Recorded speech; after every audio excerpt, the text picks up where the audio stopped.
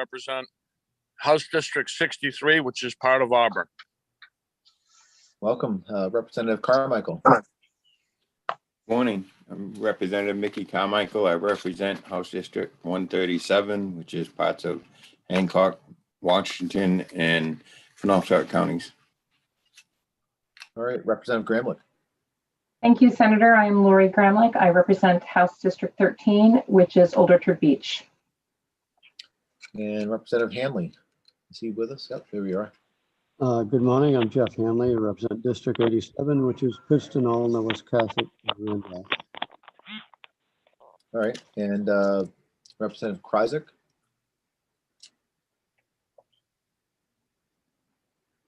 Is Representative Kryzak with us? Yes, thank you, Mr. Chair. Good morning. I'm Ted Kryzak. I represent District 20, Acton, Lebanon, and part of Chaplin. All right, Representative Matlack. Good morning, Mr. Chair. My name is Ann Matlack. I represent House District 92, which includes the communities of Cushing, Thomaston, South Thomaston, St. George, Matinicus, Clehaven, and the Muscle Ridge Islands. Okay, and Representative Perry, I think, is with us, at least maybe by phone, it looks like. Yes, good morning, Joe Perry. I represent District 124, part of Bangor and part of Orono, and I apologize, I'm having awful computer trouble. I'm trying to get hooked up the normal way, but until then, I'll be on the phone.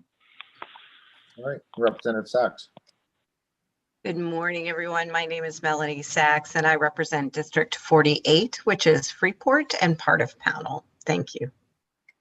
Okay, Representative Terry. Good morning. I'm Representative Mo Terry. I represent District 26, the west part of Gorham, and I serve as House Chair. And I'm Senator Ben Shipman. I serve as Senate Chair of the committee, and I represent Senate District 27, which is part of the city of Portland. Also with us today is Avery Page, who's our committee clerk, and Julie Jones, who's our committee analyst. So we're going to start today with the work sessions on several bills that we will be taking up. Just bear with me while I find the chart.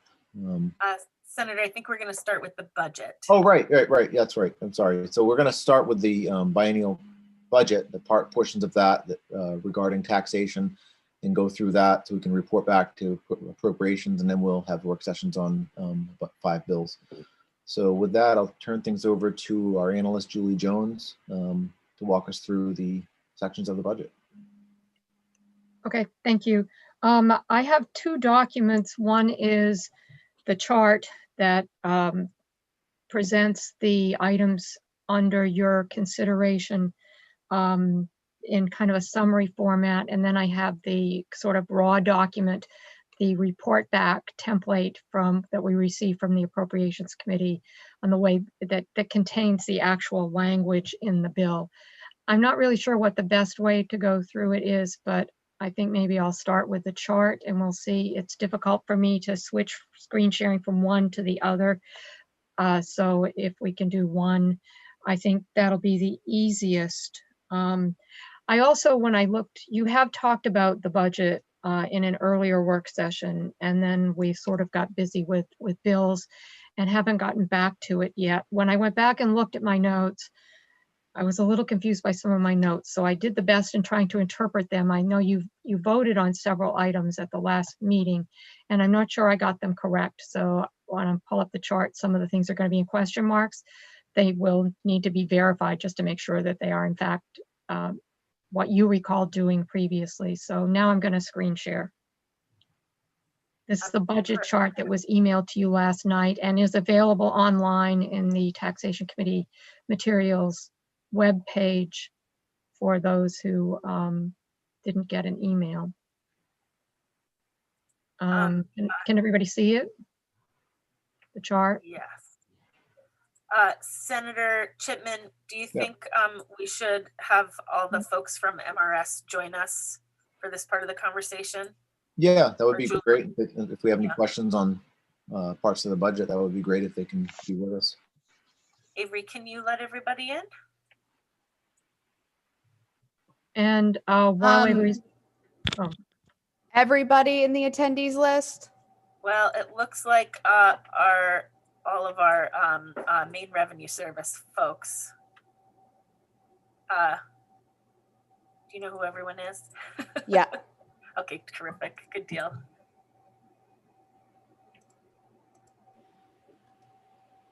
While they're coming, I'll just mention that the format for committees to express their opinion on these issues is with regard to the items that are in Part A, the appropriations and allocations section of the budget bill.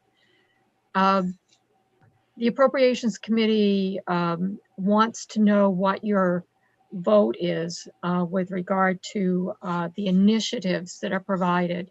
Remember, for each item, you get a baseline amount, which carries forward from FY21 into the next biennium, the same amount that was appropriated or allocated in the current year. And then anything they want to do to either increase or decrease that is expressed in terms of an initiative.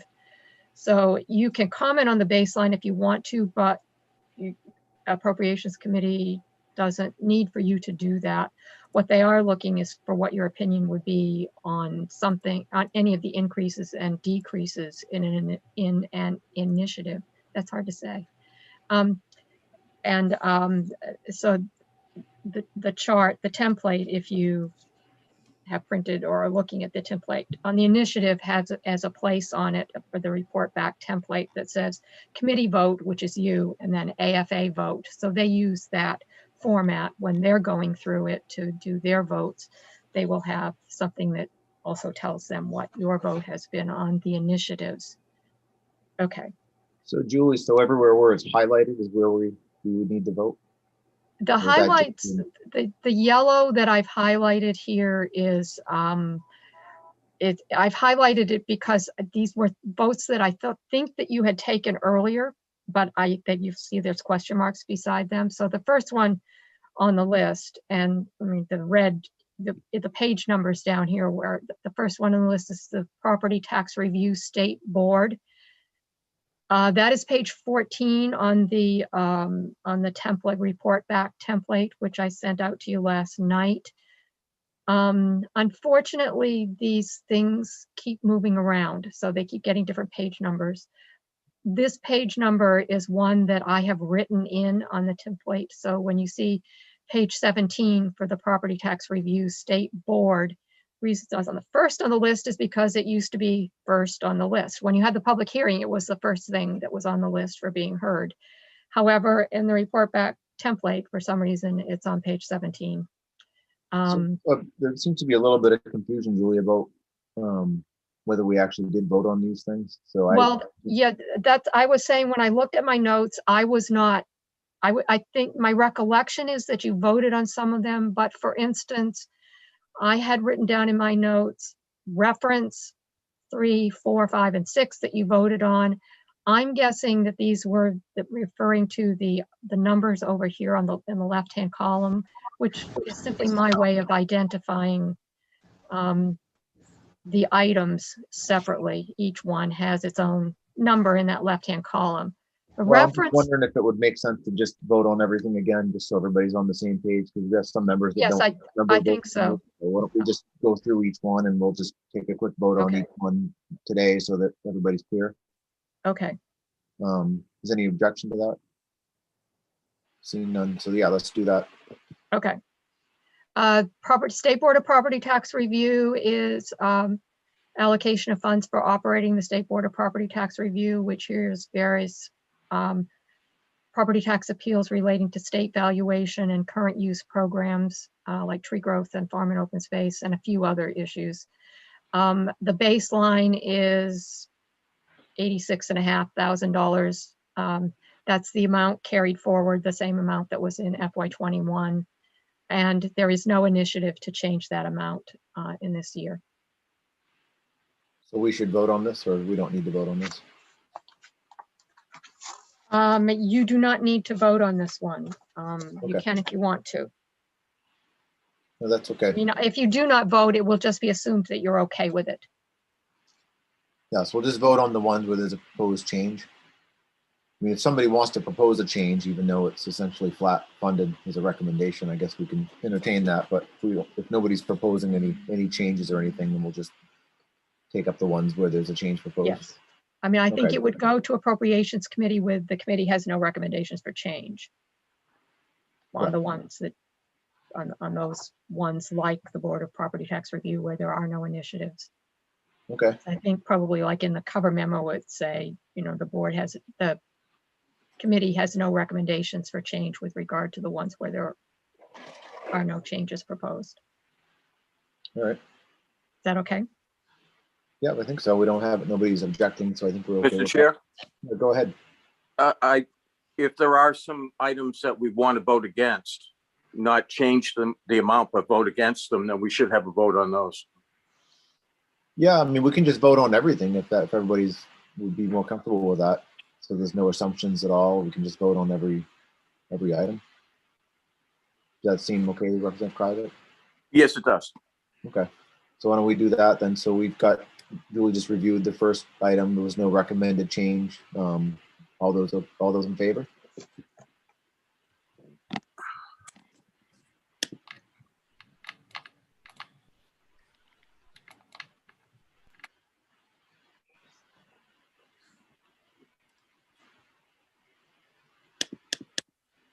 And Avery, I'm not seeing hands, so if you could just tell me numbers. Yeah, sorry, it's a little hard for me to see where I don't have the full screen and the boxes keep Oh, right, switching. I need to. No, it's okay. It's just gonna take me a minute. So, is there anybody opposed? No. So I think that's unanimous.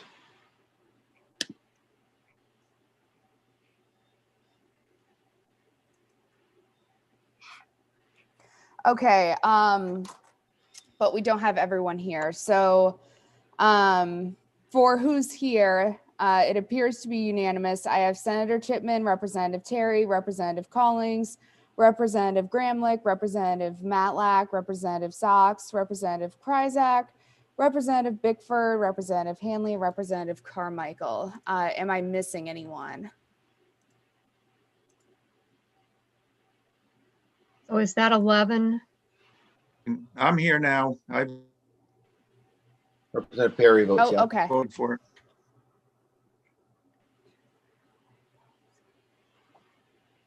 Are So we that's missing? 11. Are we missing anyone other than Senator Pouliot and Senator Libby? Not now. No. Okay, All right, so we'll go to the next item. okay. The next item is the Bureau of Revenue Services Fund, which is an internal services fund that contains revenue and expenditures associated with providing services on behalf of other state agencies. Maine Revenue Services provides a variety of services for other state agencies, and those agencies are billed from their budget to provide money to Revenue Services for providing those services. And this is the fund where that money is managed. Again, there's no initiative in this proposal. The amount from FY 21 is carried forward to FY 22 and 23. Okay, great. All those in favor?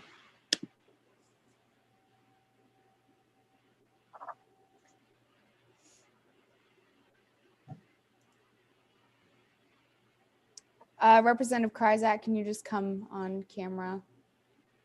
Oh, thank you. All those opposed? So I believe that's unanimous.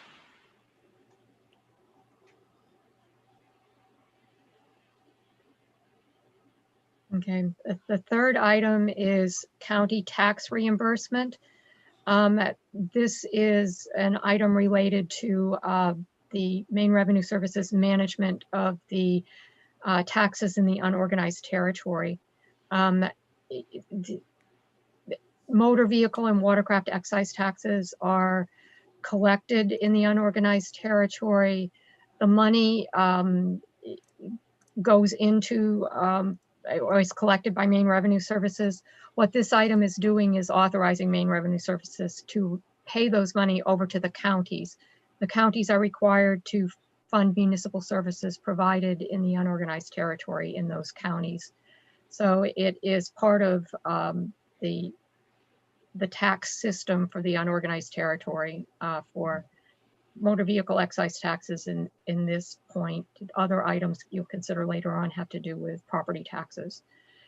The baseline amount is $1,440,000 carried forward from FY21. There is an initiative in this item.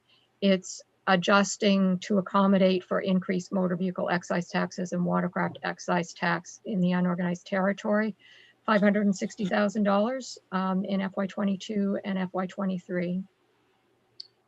All right, all those in favor? I have a question. Yep, go ahead. Julie, what was the amount that you said this was for? I was looking at the spreadsheet and it said 151,000. You're saying 1 million? Are we on part A and DAF's county tax reimbursement part 2? Are you, Or are you looking at further down? page 2? Yeah, yeah. Bureau of Revenue. Ted, this is item 3, county Okay. tax reimbursement. All right, thank you. So is everybody all set? We've already voted. I believe that was unanimous. Yep. You got everything, Avery? Yep. Okay, great. So we'll now move on to the next initiative. Item 4 on my chart is homestead property tax exemption reimbursement. This is the item that reimburses municipality for a percentage of revenues lost as a result of the homestead property tax exemption. The baseline is $89,580,000 for FY22 and 23. There is an initiative to increase the funding to cover changes that were made by the legislature last year in the 129th legislature to increase both the amount of the exemption from $20,000 to $25,000 and the percentage increase to municipalities from 62.5% to 70%. So the $7.5 million in FY22 and the $8,220,000 in FY23 are to cover the cost of the increases that the legislature enacted last year. So this increase, this is something that we voted to do, but we didn't fully implement it at the time. Is that correct, Julie? So we're going to 25,000 is the full implementation of something we passed last time around? Well, it's an appropriation, and last year you could not appropriate for 22 and 23. You can Oh, yeah. only appropriate for 22 and 23 now. Right, but the idea of going to 25,000 on homestead was something that we already approved, and this is the appropriation to do that, cover the cost of that. Yes. And the reimbursement would be going from 62.5 to 70, which is what the reimbursement is on the rest of homestead at 70%, right? Actually, yes. Well, it's going up to 70%. Yes. It went up actually. The changes, the increase in the exemption and the increase in the percentage went up in tax year 20, but the reimbursement to municipalities takes effect later. Right. So it needs to be, the appropriation needs to be increased to cover the cost of reimbursement. Okay. Is there any discussion on this item? Mr. Chair. Sir, go ahead, Representative Hanley. Yeah, this is in law, right? This is statute. We passed this, so we. Yeah, we I believe are so. I required- think it's just the funding of it. It's just funding what we passed to raise homestead to 25,000. Yeah, we're required to fund it. Yes. You are required to reimburse municipalities at least 50%. The legislature has chosen to increase more, somewhat gradually, but it was 62.5% previously. And the proposal enacted last year, it is in law to reimburse 70% from now on. Right. So this is just funding the law that's already in place. Yes. Okay. Any additional questions or discussions from members of the committee? Seeing none, all those in favor of this initiative, please signify.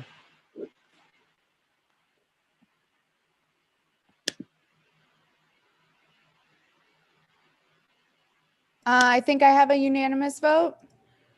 All those opposed? Okay. I think that's unanimous. Yep. Excellent.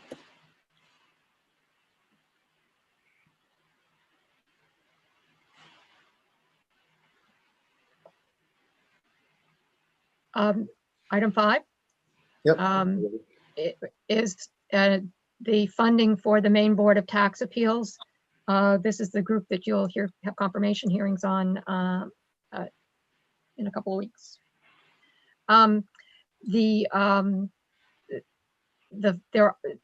There's funding for 3 positions for staff and the costs related to the board. And there's one initiative which reduces the amount of the baseline funding for current operations by $20,000 in each year. After a review, the administration decided that it could reduce the appropriation by that amount of money without affecting services. All right, all those in favor?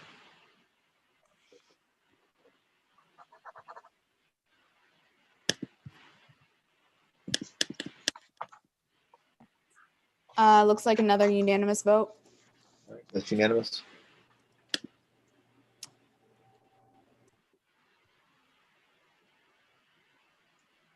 The next item, item 6, is to cover mandate reimbursement under the Betty program, business equipment tax exemption.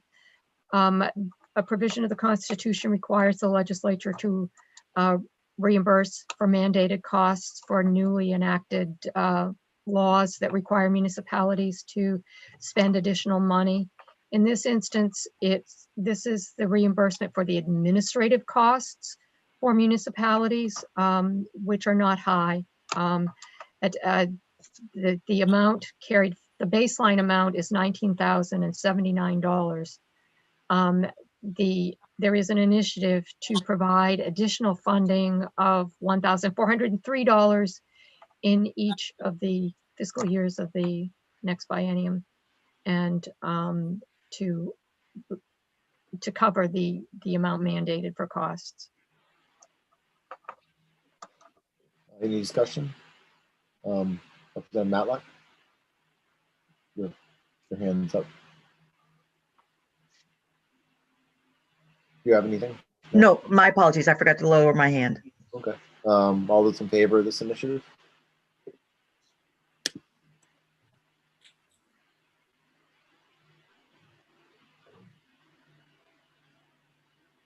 Okay, I have another unanimous vote for item 6. It's unanimous.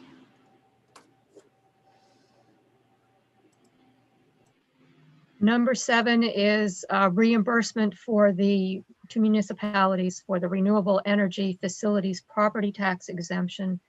This was an exemption that was enacted in the 129th, beginning with property tax year 2020, to provide a property tax exemption for certain renewable energy facilities. I think these are both mostly wind and solar. And this is reimbursing for the 50% constitutional reimbursement required. There is no baseline because this is the first year the program has been in existence, the exemption has been in existence. So there was no need, there was nothing to appropriate money for previously. So the only thing there is a baseline to provide the funding to reimburse for the 50%. It's $192,500 in FY22 and $1.7 million in FY23. I think that in answer to a previous question, Maine Revenue Services might have said that the reason for the difference is that they're estimating that it'll take a while for people to gear up and start applying for this exemption. And then the first year, they were not expecting a whole lot of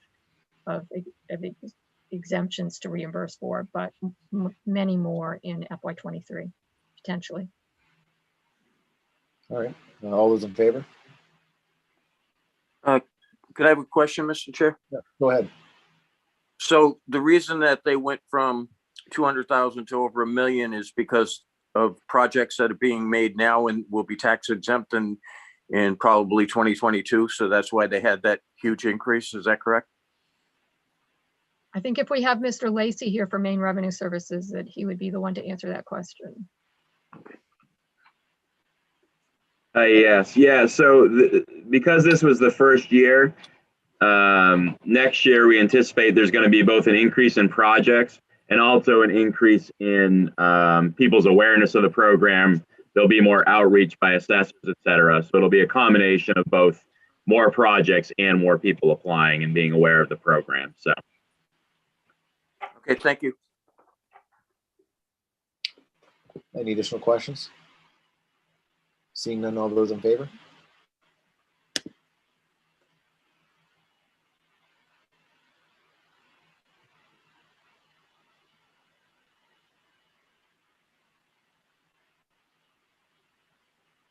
You have everything, Avery? Okay, for those in favor, I have Senator Chipman, Representative Terry, Representative Collings, Representative Gramlich, Representative Matlack, Representative Perry, Representative Sachs, Representative Bickford. Sorry, just scrolling through the boxes here.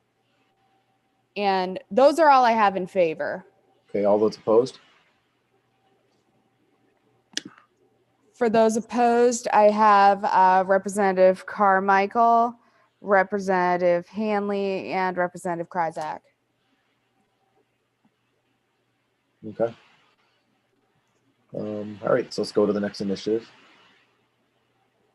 There is an additional initiative under this one. This is related to the requirement to reimburse municipalities for state mandated administrative costs. In this instance, estimated to be $22,000 for each year. That's it. Should say FY22 and one of them should say FY23. I forgot to put the years down on those, I guess. All right, all those in favor?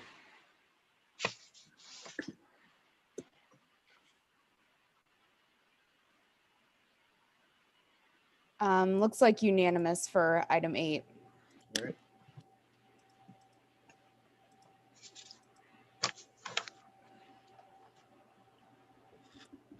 Sorry, was that for item 8? No, 7. Sorry to interrupt, Julie. That was not for item 8, correct? That was Oh, for that's question 7. 186 on part 7. Yes. Oh, sorry. So that was just the admin fee for the solar facilities property tax exemption Gotcha. for renewable energy. Apologies. Item 8 is the large one. This is the funding for the operations of Maine Revenue Services. The baseline amount appropriation, general fund appropriation in FY22 was 44.1 million, and in FY20, no, the baseline amount that's in the budget, I'm sorry, is just want to check one thing here on the actual bill.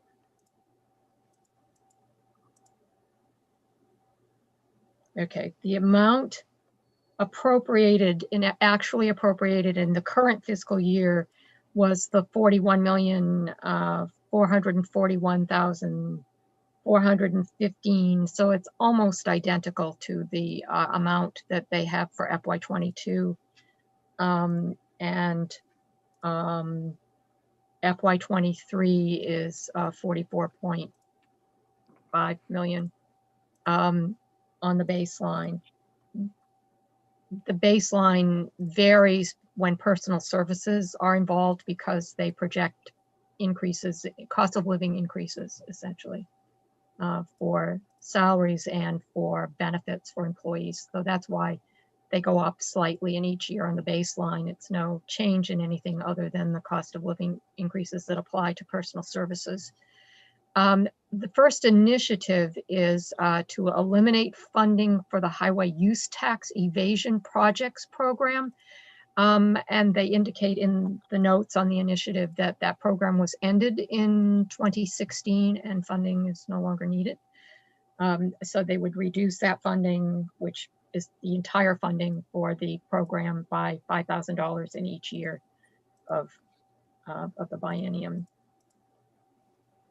Any committee discussion? Representative Terry? I just have a quick question about initiative are we doing this by initiative or the whole, okay, so we'll wait till we get to initiative 10. I just have a quick question for Mr. Gerard when we get to that. Sorry. Any additional committee discussion or questions on this item? Seeing none, all those in favor?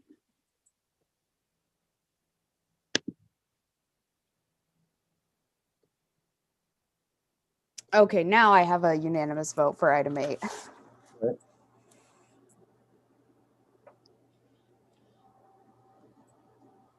The next initiative is, initiatives have reference numbers, so when we're,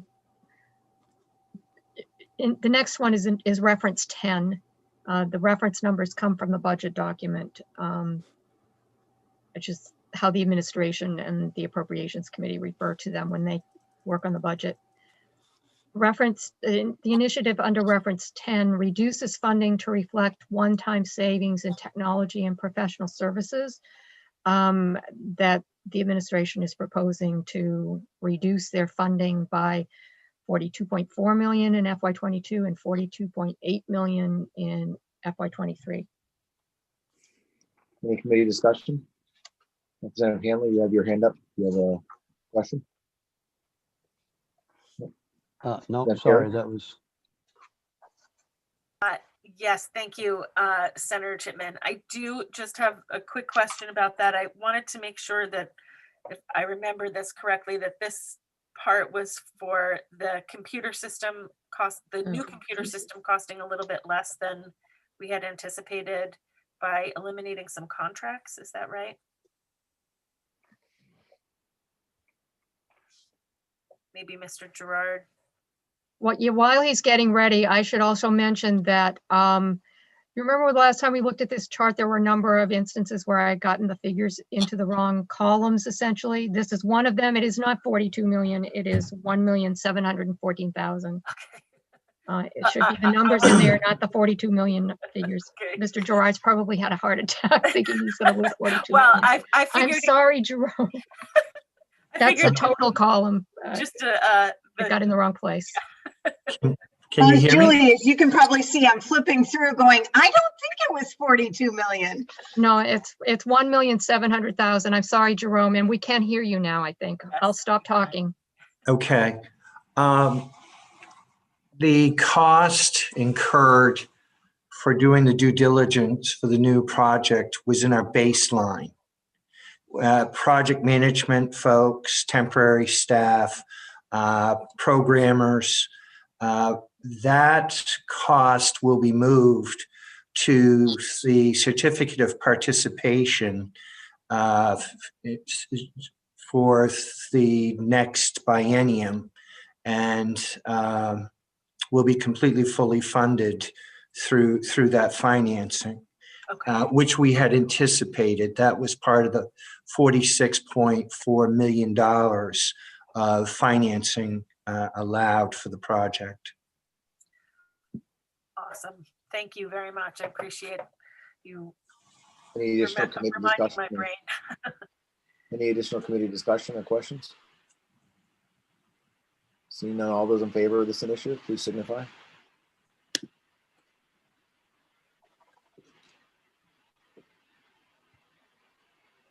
Unanimous. All right.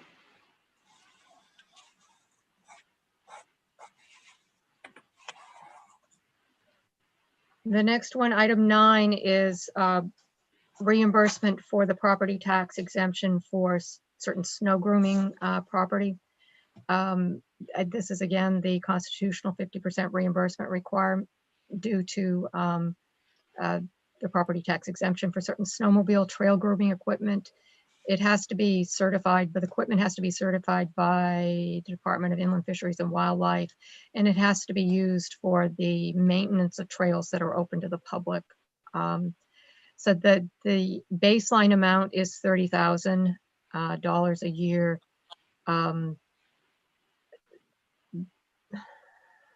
Initiative 155. Why am I being confused here?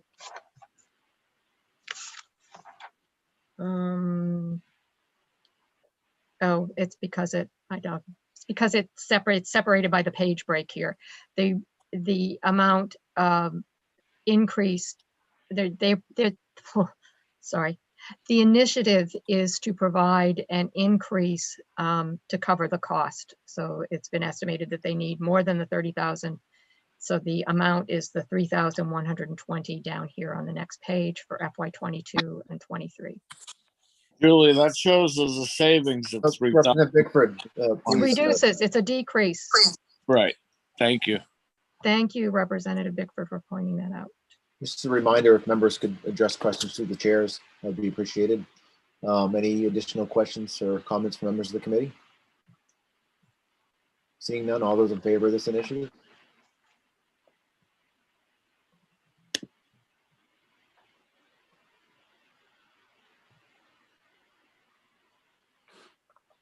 I'm just waiting on Representative Perry and Representative Gramlich. Representative Gramlich had to step away for a second, and Oh, okay. Representative Perry has as well. Okay, so it's unanimous of all those present. Yep. All right. Item 10 is tree growth tax reimbursement.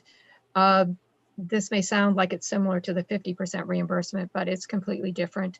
The tree growth tax reimbursement is statutory. It's not required by the Constitution, but ever since the beginning of the tree growth program in the 70s, the legislature has been reimbursing municipalities for some of the loss due to current use valuation of land in the tree growth program. It reimburses municipalities for 90% of the per acre revenue loss due to current use valuation under the tree growth tax law. It's kind of a complicated formula. It's not the reimbursement for the difference between the current use value and what the land would have been valued at under just value. It's a percentage of the loss due to the difference between the current use valuation and what state general valuations are for undeveloped land. The estimated reimbursement, well, not estimated, the baseline reimbursement is $7.6 million. I should also note that the provision in statute provides that the amount of reimbursement is limited to what the legislature appropriates. So if all of the reimbursement totaled up to, like, say, $8 million, the state would only still be obligated to provide 7.6 million, and the amount of reimbursement would be prorated for each municipality. So they'd receive 94% or whatever it was of what the actual calculated loss was. Any questions or comments from members of the committee? Representative Matlack, your hand's up. Oh, okay. Looks like there's no committee discussion. All those in favor?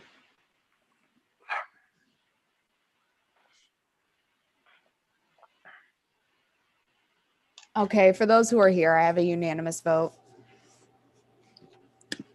All right. Item 11 relates to, again, to property taxes in the unorganized territory. Because there is no municipal government, because it's unorganized. Main Revenue Services serves as the tax assessor and the tax collector for property in the unorganized territory. They collect that money, which goes into something called the Unorganized Territory Education and Services Fund, which is a dedicated other special revenue fund. There needs to be an allocation out of that money out of that fund for the money to be transferred to the various entities that provide the municipal services in the unorganized territory.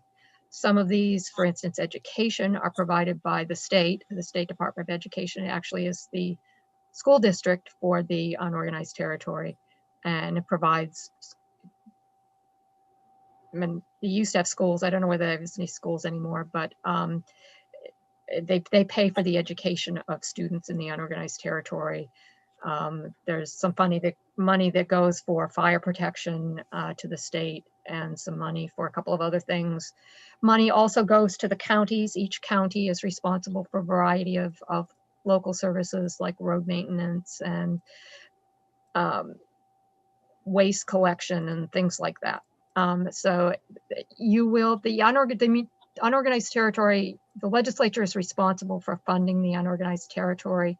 What that means is every year you have something called the municipal cost component bill. This year's bill just got printed at the end of last week, actually. So you will be scheduling that for a public hearing, and you will see in great detail then what all the state agencies and counties are for reimbursement under that program for this money. So it's essentially the state and the legislature being the flow through for these expenditures for municipal type services in the unorganized territory.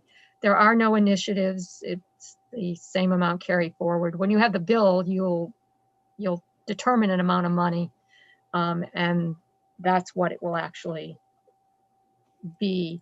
But this is an estimate or a carrying forward of the amount from last year, which we won't know what the actual amount needs to be until after the municipal cost component bill has been enacted. Question for Representative Hanley. Yes, thank you, Mr. Chair. When we do this allocation, does that zero out that fund? No, it does not. And you'll see when you get the municipal cost component bill that they will carry forward surplus. So they may carry a little surplus in that fund from one year to the next in the way a municipality might. And then when they're doing their budget for this year, they will allocate some of that surplus to cover next year's costs. Thank you, Julie. Yep, you're welcome. Any additional questions from members of the committee? Seeing none, all those in favor?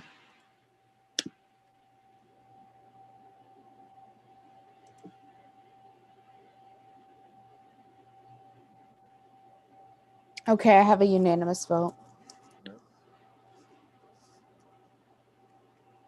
Now we are getting back to on item 12, another property tax reimbursement item. The veterans tax exemption has been around for a long time, but the legislature has made changes to it during the period when reimbursement is required. So the reimbursement is for a portion of the veterans tax exemptions that have been enacted since 1979. And the baseline amount is 1.2 million. There is an initiative. It's felt that additional funds are needed to meet the full constitutional obligation of $31,670 in FY22 and FY23. Any questions from members of the committee? Seeing none, all those in favor? Mr. Chair, you didn't see my hand. sorry. Can I just make a clarifying question to Julie, if I could, please? Yeah, my apologies. I couldn't see everybody on here, so. Yes, I know. I'm sorry, and I didn't jump in. I wanted to be Go ahead. recognized. Julie, on the two charts that you had given us on the first one and the beginning one, it had said the additional fund for number 12 of veterans tax relief reimbursement, the initiative was $5,200 in FY22 and FY23.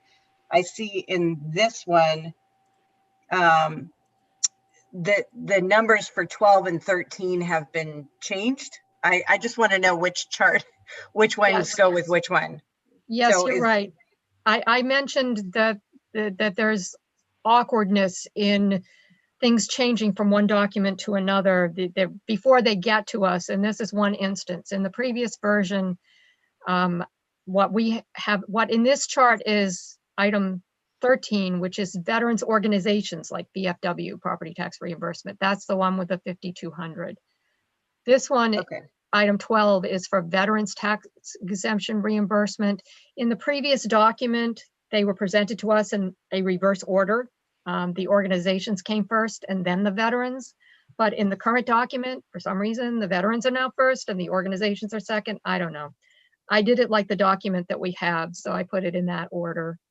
Sorry about the confusion, but this Right, this and is it the one actually- for veterans, not for the organizations. Right, They're but coming up next. I just wanted to clarify because last document for the veterans, the fiscal note was 5,200. In the one for this one, the fiscal note is 31,670. So I just want to make sure that the right fiscal note is with the right number. It's not so much, the order that it's in, it's actually the fiscal notes are different. Okay. Yes, from they are in between the the two charts. Okay, they are correct this time.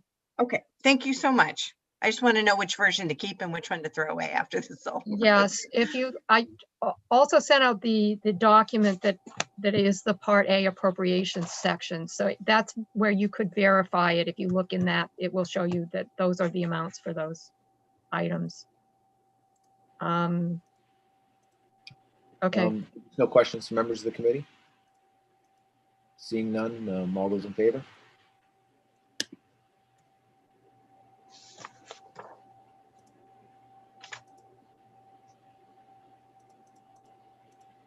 Unanimous. All right. the next one, item 13, as I mentioned, is the Veterans Organizations, think VFW, Veterans of Foreign Wars, any veterans organizations which have their own buildings. There is a property tax exemption, and this is the reimbursement for 50% reimbursement to municipalities for those organizations. Baseline $50,000 in each year, and a proposal to reduce funding in this instance by $5,200 in each year of the biennium, with the feeling being that that money was not needed to make the required reimbursement. Questions from members of the committee? Seeing none, all those in favor?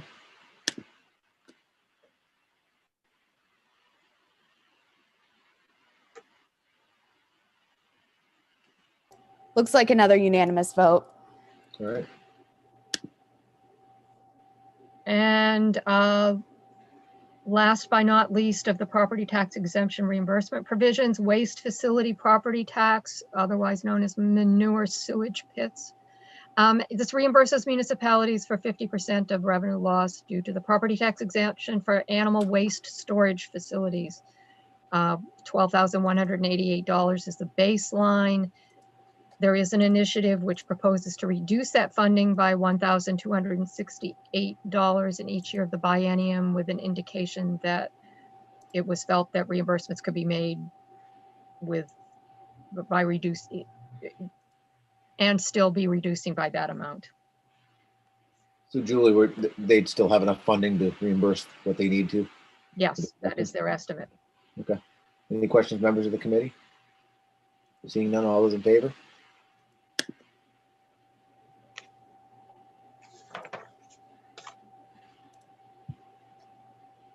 Unanimous. Okay, moving out of revenue services and into revenue sharing. Remember, we have two pots of revenue sharing money, what the disproportionate tax burden fund, which is funds revenue sharing 2, and the local government fund, which funds revenue sharing 1. So the disproportionate tax burden fund is the fund that out of which the money is paid for revenue sharing 2. This is an allocation of funds for that purposes. I've just put in here a note that there are provisions, as you're aware, in Part G of the language to make changes to the percentage for revenue sharing. Under current law, revenue sharing is scheduled to increase back to the standard 5% beginning in July of this year. So it would go to 5%. The Part G, which we'll get to in a minute, is proposing to keep it at the 3.75 that it is in FY21 for the next 2 years of the biennium. These amounts are not related to Part G and whether there should be a change from 3.75 to 5%. These amounts are to make the standard reimbursement. And there is an initiative under this one. I have notes that say that I think you voted on these previously. Because these are not, again, these are not related to whether there is an increase from 3.75 to 5. There's an adjustment for to make changes to be in line with available projected resources. You'll remember you had this issue in the supplemental as well, where the original amounts that were allocated for revenue sharing were made before the December revenue forecasting report, which increased projected revenues by an amount that meant that we got more money, and that municipalities would therefore get more revenue sharing. So these amounts are making that reflection above the baseline, because the baseline was made before the revenue sharing report in December. There were also, I think, some errors which I've never quite understood entirely. They're probably not in this place. They may be in regard to the state municipal revenue sharing, where there's quite a bit of difference between the 2 years. But anyway, it's making adjustments to reflect knowledge which has become available with regard to what we're anticipating for revenues since the baseline amounts were made. So Julie, so this item doesn't impact anybody who would want to change it to 5% or what that would cost or anything like that? No, those amounts are reflected not in the appropriations, but in the fiscal note on the bill. I have inquired about whether there ought to be an initiative whether there should have been an initiative in here which would take these amounts from from FY21 and increase them to reflect that under current law it would be 5%, that there maybe should be an initiative in here that does that. The powers that be are looking into that issue. I don't know the answer to that question right now, but there is nothing in here that relates to the increase one way or the other, or to what the rate will be next year, one way or the other. We have another initiative on this list that we'll get to that we vote on whether it should stay at 3.75 or go to 5%. That's in the language sections, yes, which we will get to. So that's a separate vote. So regardless of how people feel about revenue sharing, that we wouldn't be indicating that under this item. We have some committee discussion from Representative Sachs, followed by Representative Krasik. Thank you so much. And so Julie, I guess I would take issue with that only because this is voting if we, I understand that you need adjustments to the baseline because revenues have been healthier and that at 3.75, you need to adjust it to reflect that. However, if one does not wish it to be 3.75, but instead 5%, that leads to your second point, which was there to me would feel like there needs to be the opportunity to say ought to pass as amended with these 5% figures as opposed to X that you have proposed here. I do think that makes a difference. And if I'm wrong, please let me know. But that would seem to me that I don't, as everybody knows, I don't particularly wish this to pass. I would like a 5% adjusted for projected resources. Yeah, I don't want to interrupt that discussion because that's a discussion, that's related to all of this that I'm sure you need to have. But I should indicate that it becomes somewhat of a, what's the right word? An issue that does not have practical repercussions for purposes of these allocations. Because they are special revenue funds, the amount that gets paid out of them for revenue sharing will be the amount that goes into them, regardless of what these numbers say. And it's the language, which you'll talk about later, that say how much goes into them. So these figures are essentially estimates. Whether you wanted to, you can't really, the taxation committee does not have the ability to add lines here, but you might want to bring the issue to the attention of the appropriations committee. But what these numbers say is somewhat, it is just an estimate of what is needed to be for the distributions to be made.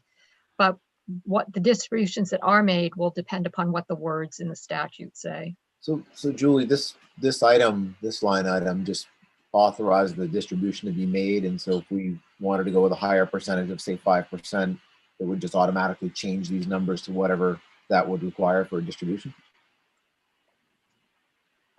Well, it wouldn't change the numbers, but it would change the amount that gets distributed. The amount that gets distributed is the amount that's collected. The Revenue Services collects revenue every month. It transfers over to the state controller, I think it is, or the treasurer, no, maybe the treasurer, to the treasurer who administers these funds, X% of the income and sales and service provider tax base for revenue sharing. So if it's 5% or it's 3.75%, that's what gets transferred. And that's in the language provisions that you'll talk about in a minute. The amount that goes into those funds automatically gets redistributed the next month. So whatever's in there, it goes. The treasurer distributes that money according to the formula for each municipality, and it goes, regardless of what the numbers in this part say. Representative Sachs, is your question? Do you have additional questions? Yes, I just got notified that I have to go to my bill hearing in another committee for a bill I'm actually sponsoring. But so I know I won't be here to vote on this, or maybe even Part G, as I have to monitor the session. But I think everybody knows that when we get to the discussion of Part G, I understand that whatever we do for Part G is going to impact the numbers here. I completely understand that, but would just urge everyone on the committee to think about Part G and moving that to 5% as a recommendation. Thank you so much. And I'm so sorry I have to leave to go to my bill hearing. All right, is there additional committee discussion on this item? Did you still have something, Representative Kryzak? Are you all set? No, I'm good. Okay. All those in favor, please signify.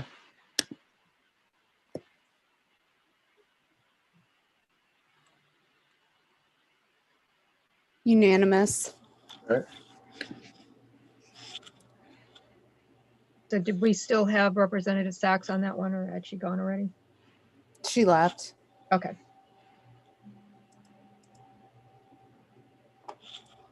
Okay. Item 16 is state municipal revenue sharing. This is the local government fund. Same deal as a disproportionate share fund. This is revenue sharing 1, which you can see is quite a bit more money, 117.7 million as the baseline. The adjustments are 5.4 million in FY22 and 422,000 approximately in FY23. Again, these figures in the initiative are simply to reflect the Revenue Forecasting Committee report made subsequent to the original estimate, and I believe that they indicated that there had been one error somewhere. Is there committee discussion on this item? Seeing none, all those in favor?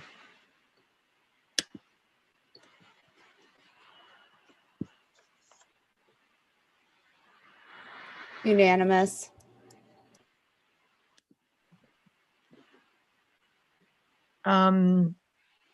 Sorry, this got separated by page break here, but number 17 is the Passamaquoddy Sales Tax Fund. This again is a special fund that consists of sales tax revenues collected on the Passamaquoddy reservations, which under law is returned automatically every month to the Passamaquoddy tribe. And the baseline amount is $17,607 in each year of the biennium. There are no initiatives to make any changes. Questions from members of the committee? Seeing none, all those in favor?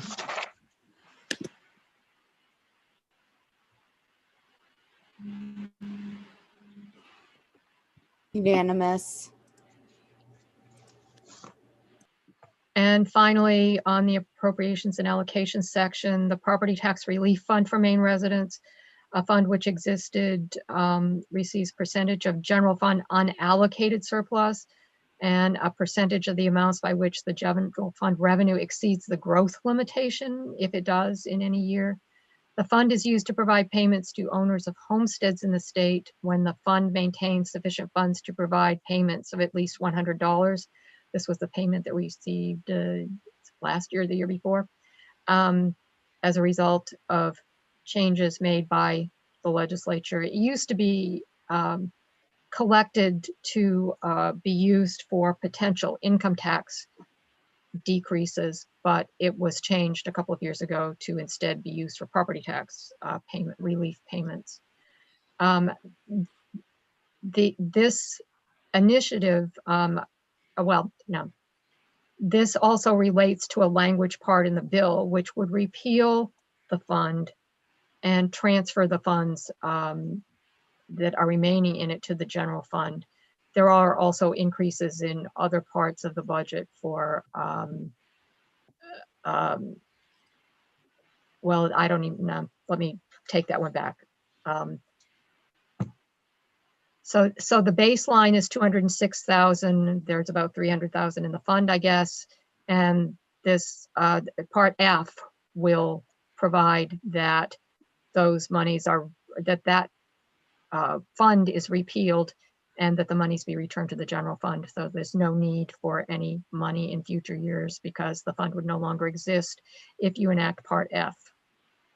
If you do not enact Part F, then that amount of money for FY 22 and 23 would carry forward. Any questions on this item? I have one. Yeah, go ahead, Representative Kreiser. Thank you, Julie. So because the fund was changed to give everybody $100 last year, now they're saying we don't need the fund. So the law that started this fund is completely off the books now. So we're not putting money away to lower income tax any longer. Well, I can't read this fund no longer has anything to do with income tax. It now only relates to property tax relief. So if you do nothing, the surplus from the general fund would still go into this fund. And when the fund gets enough money in it to be able to provide at least a $100 relief payment to homestead owners, then it would be triggered and the checks would be sent. I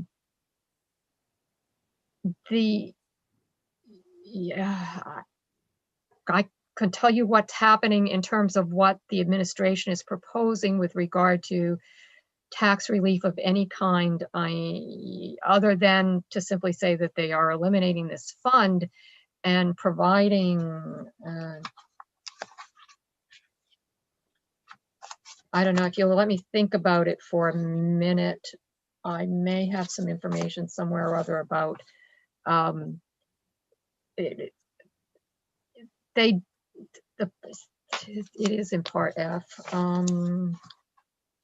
Let me ask it a different way. So the fund that started this was going to get to $50 million and then income tax was going to be lower. That fund no longer exists, am I correct? It exists now, but Part F in the budget proposes to repeal it. Wait a second. I was looking. No, you're talking about the income tax relief? Yeah, it exists now. It exists now as a real estate reimbursement, but the original fund that was going to lower income tax no longer exists. Is that correct? Yes, that's correct. All right, thank you. I don't think it was ever used actually to reduce income taxes. I don't think there was ever enough money in it to actually reduce income taxes. It had to be by a certain amount. And Yeah, I don't think it ever reached that threshold. I was looking for the language and it is in Part F. What the administration has proposed instead, well, in addition, in combination with repealing that fund, is to increase the amount going to the budget stabilization fund from 80% to 90%, and to provide that 10% of surplus would go to the capital construction and improvements reserve fund. So it does provide where the money would go for budget stabilization fund and part for capital construction reserve funds. Okay, thank you. Representative Bickford. Thank you, Mr. Chair. Julie, it says the fund is repealed according to this. and the baseline is 206,000. Why isn't there an initiative showing a savings of 206,000? If we're repealing it, we're taking that 206,000 away. So why wouldn't there be a positive note under initiative? Good question.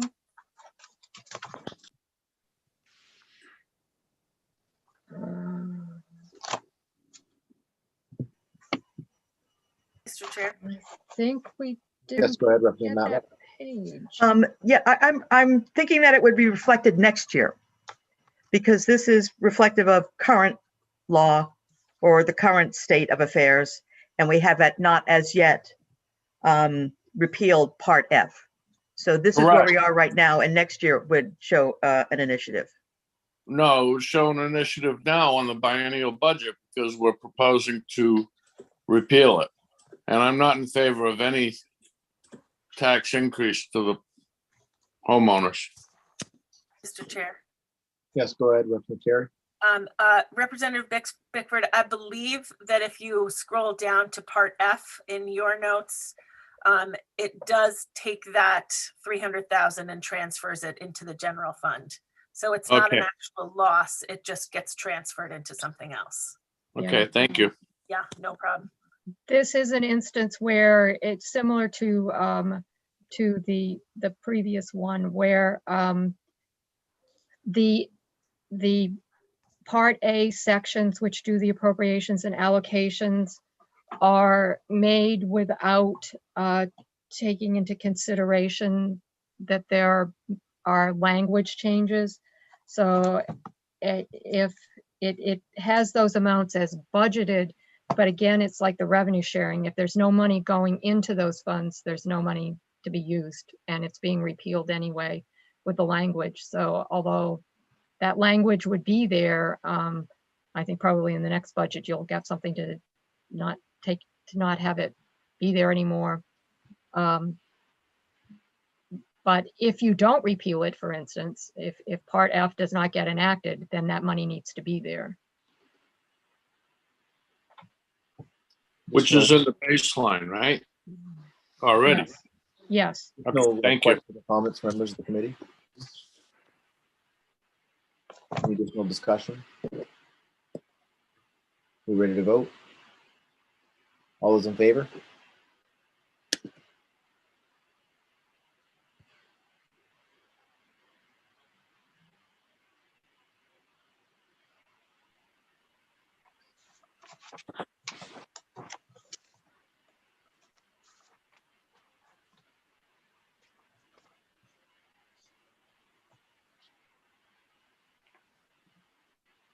We all set, Avery?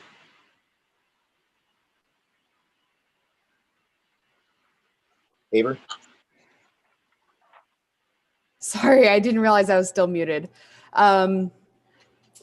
Okay, for those in favor, I have Senator Chipman, I have Representative Terry, Representative Collins, Representative Gramlich, Representative Matlack, Representative Perry, Representative Carmichael, and for those opposed, I think I have Representative. All those opposed haven't raised their hands yet. All those opposed, please signify. For those opposed, I have Kryzak, Bickford, and Hanley. Okay.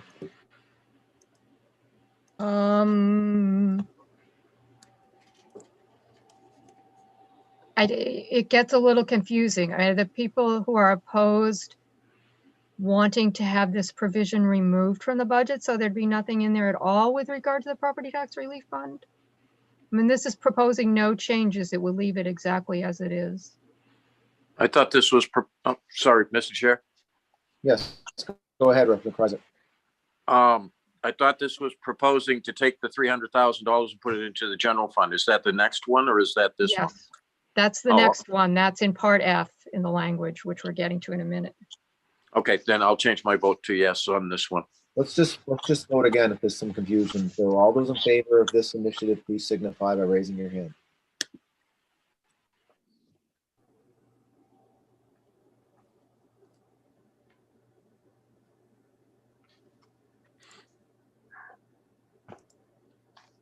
Okay, on this item, for those in favor, I have a unanimous vote. Okay, so that's unanimous. Okay. Okay. So we're moving on to language sections now.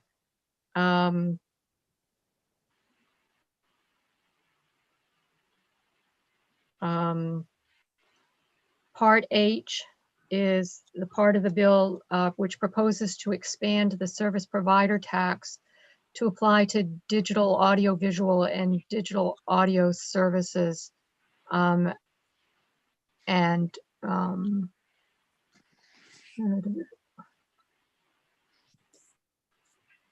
Expands the service provider tax to apply to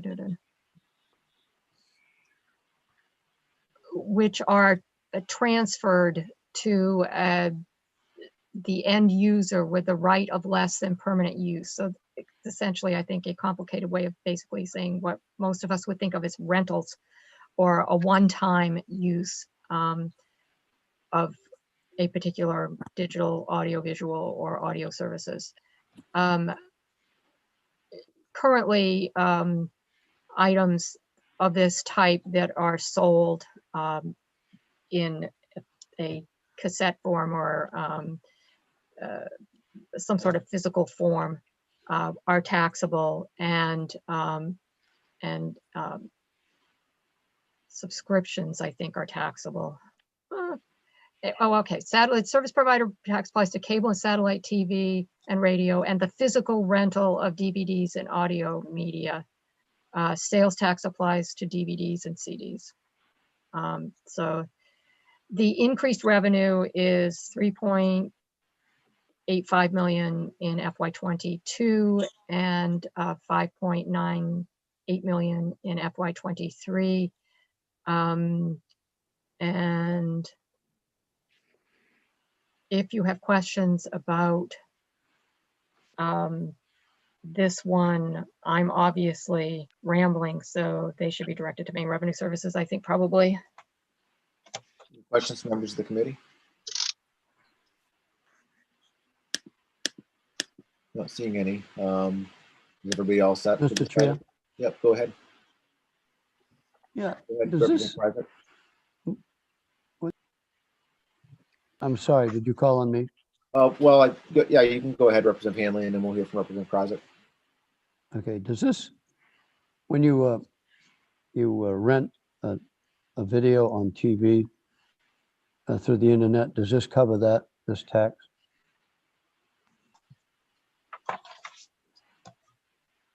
Can we defer to, I assume Ms. Method is actually here with us?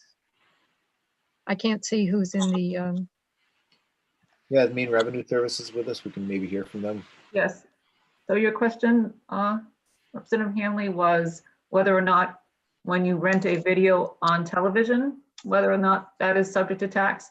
So currently, if you rent like for on demand through your cable subscription, that is subject to service provider tax. Yes, that is currently taxable. If I may, Mr. Chair. Yes, go ahead, Representative Hanley.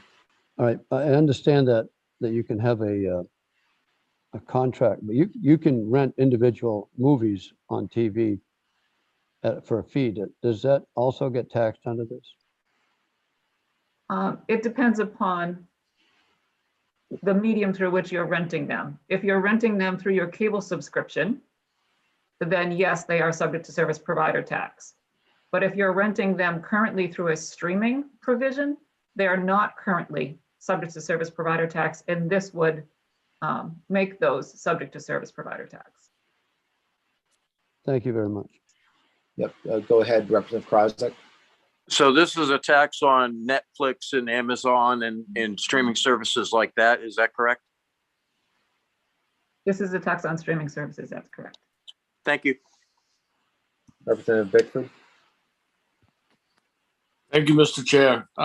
Yeah, along with Pandora or any music services you get. And this is something I believe that came up in the last biennium in the 129th. And I'm certainly not in favor of of adding taxes to anyone. Thank you. Representative Terry? No, thank you. My question was answered by Ms. Methot. Thank you. So this, I mean, this did come up last session, I believe, and it essentially just equalizes everything across the board. So depending, regardless of what service you rent the movie from or the service, the tax is the same for everybody. So, okay, any additional questions from members of the committee? Do you have anything else, Representative Krajicek or Representative Bickford? Your hands are up.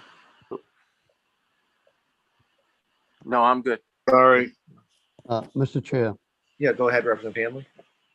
yeah, I mean, just to be clear, this is already law, right? We're not voting on whether the law is going to take effect or not. No, it's not. No, this is not law. You are voting on whether to expand the service provider tax to cover the streaming type of purchases.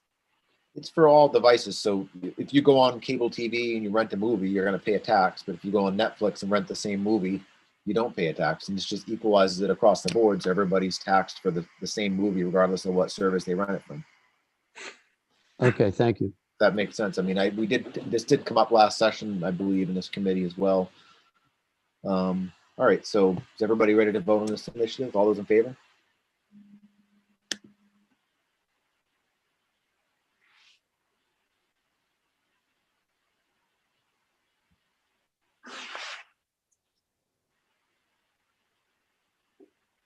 Okay, for those in favor, I have Senator Chipman, Representative Terry, Representative Collings, Representative Gramlich, Representative Matlack, Representative Perry.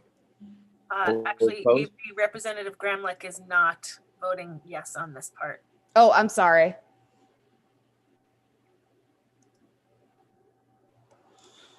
All those opposed?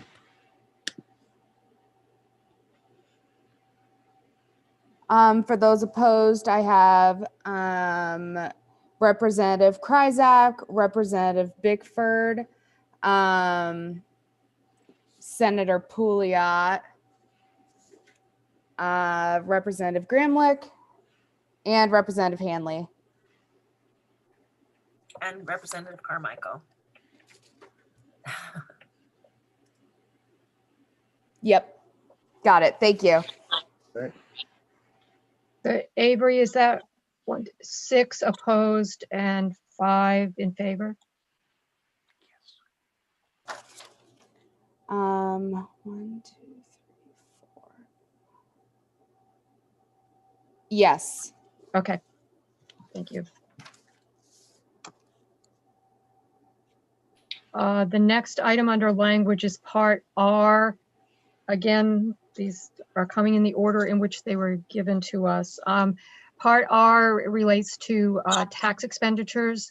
Current law, and I printed out the whole thing to you, but it provides that a budget document must include a part that asks the legislature whether it wishes to continue funding each individual tax expenditure provided in the statutes. At some point, I don't know if it's on the end of this document or another document, but we have a list of all of the tax expenditures that comes from the Red Book that you've heard tell of. And there is exciting news. The Red Books have been printed and should be available to us soon. In fact, I think we were going to pick them up earlier this week, although maybe it was later this week.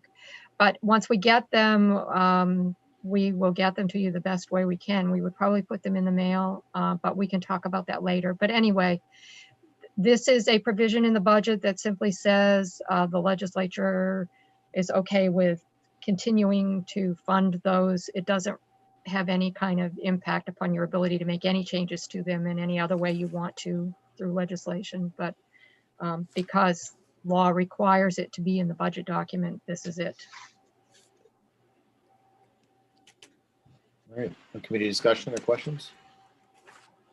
Bickford?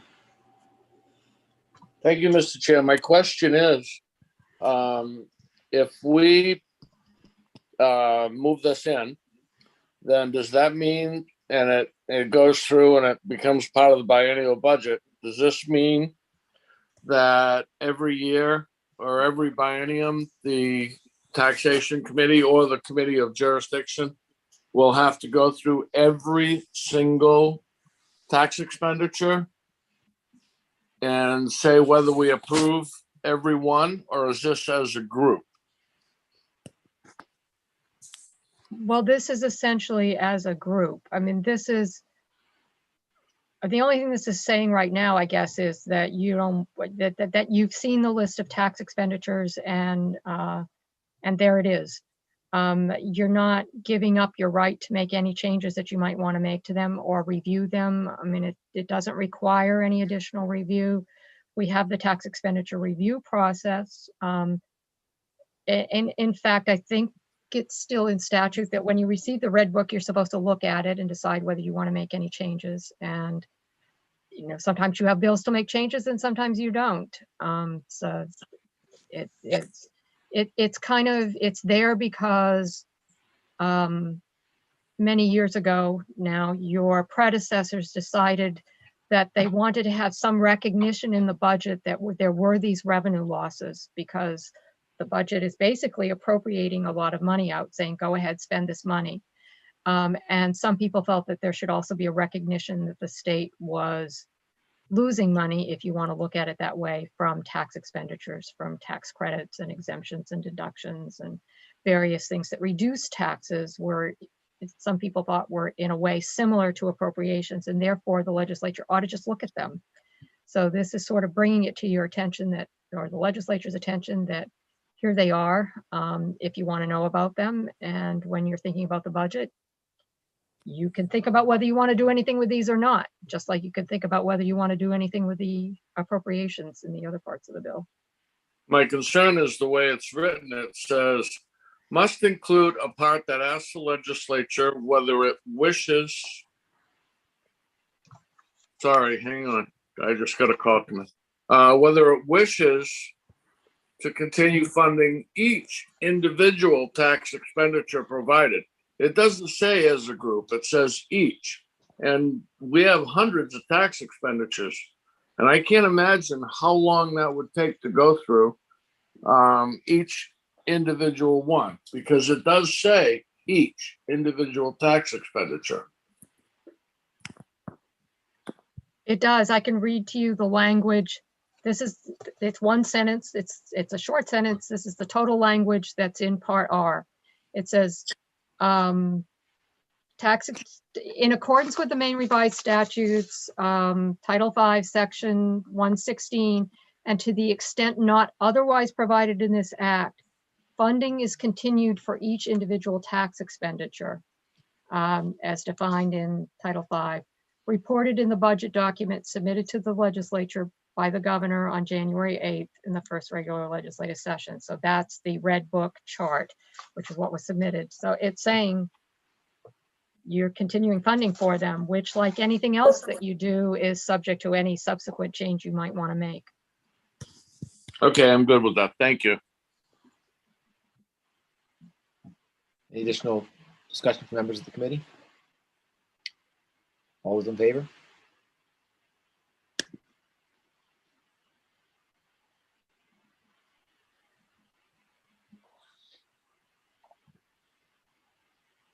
For those in favor, I have Representative Matlack, Senator Shipman, Representative Hanley, Representative Gramlich, Representative Perry, Representative Terry, Representative Bickford, Representative Collings.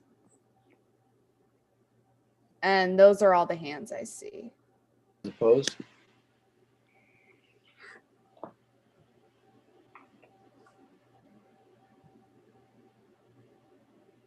For those opposed, I have Representative Kryzak.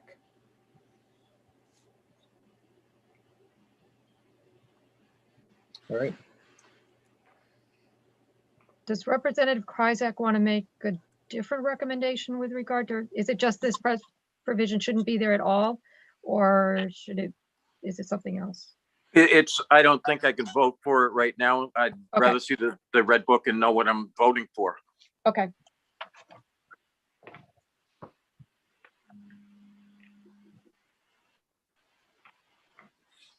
Part F is the one that we talked about previously that repeals the property tax relief fund and transfers the balance in the fund to the general fund unappropriated surplus. It provides that the fund's share of the unappropriated surfaces is split unappropriated surplus of the general fund is split between the budget stabilization fund and the capital construction improvements fund. Any questions from members of the committee? Seeing none, all those in favor?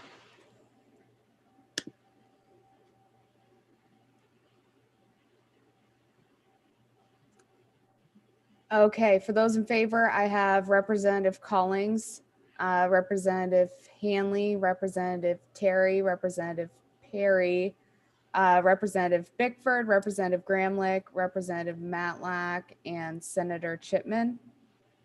Senator Opposed? Pouliot. Anybody opposed?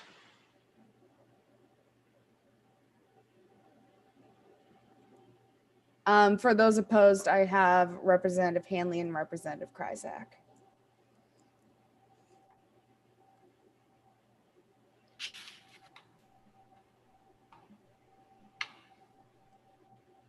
And last but far from least, Part G is the provision which would change the percentage of the revenue base going to revenue sharing from 3.75%, but no, let me rephrase that, which it would currently be 5% on July 1st. This would keep it at 3.75 in FY22 and 23. And under the way it's worded, it would return to 5% in FY24. The general fund savings, the amount that would remain in the general fund rather than going to revenue sharing from making this the 3.75 extend for 2 more years, would be 46.6 million in FY22 and 48.7 million in FY23. All right, committee discussion on this item. Representative Carmichael? Yes, this is actually on Part F. I want to go on the record as voting against the Part F, and I didn't hear my name listed. I gotcha. Thank So you. the previous item that we voted on, you want to be on record as being opposed? Right. Okay. You got that, Ava? Thank you. Yep. You do? Okay, great. So now we're at the part on revenue sharing. Any committee discussion on this?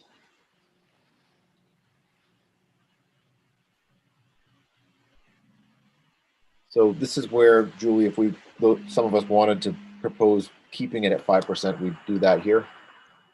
Yes. Okay. This is the language part, and Representative Sachs had talked about this, but she had to leave. And I know she wants to be on record as supporting 5%. Are there others who would like to do that as well?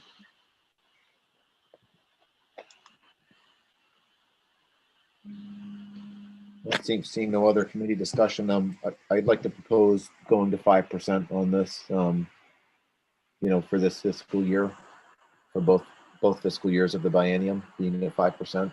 Representative Gramlich. Thank you, Senator. I do want to be on record for supporting 5% for municipal revenue sharing. Thank you. So would this be like an amendment, Julie, that would have to be made, or we just vote the way that we want, and those of us that vote a certain way would state what our position is? I think you would simply want to take out Part G. The only thing that Part G does is it changes that language Right. So to say that the 3.75 would continue for 2 more years. If you just don't take that, then you've got 5%. So if we take out Part G, it would stay at 5%, which is what the current law is. Yes. Okay. So this is Part G is proposing to reduce it down from what current law is, which is 5%. So I guess that's what I'd like to propose, is that we take out Part G. Committee discussion, Representative Matlack, followed by Representative Kryzak. So basically we would vote no on Part G, and that would indicate that we don't want to move from 5%. Is that correct? Yes. Thank you. Yes. I will be voting no. Representative Kreisler, If you need a motion, I'd be happy to make a motion that we take Part G out. okay. We have a motion from Representative Kreisler to take out Part G. Second, Is there a second? second. Seconded by Representative Terry. So any further committee discussion? Seeing none, all those in favor of taking out Part G, which would essentially keep revenue sharing at current law 5%, please signify.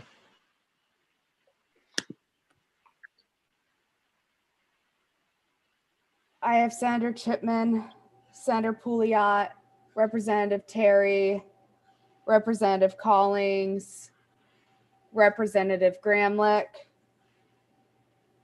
Representative Matlack, Representative Perry, Representative Kryzak, Representative Bickford, Representative Hanley, and Representative Carmichael. Is there anybody opposed?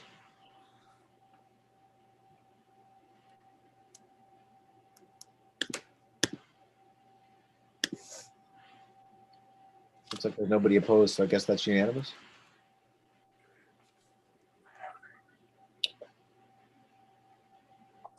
All right.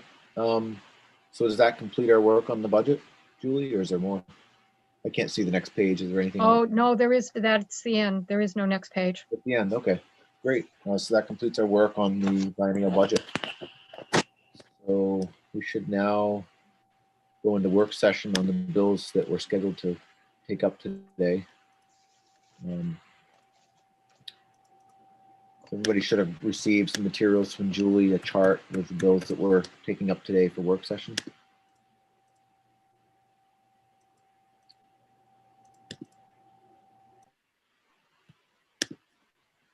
So let's go into work session on LD 168. This is an act to provide a tax break for businesses that employ people with disabilities.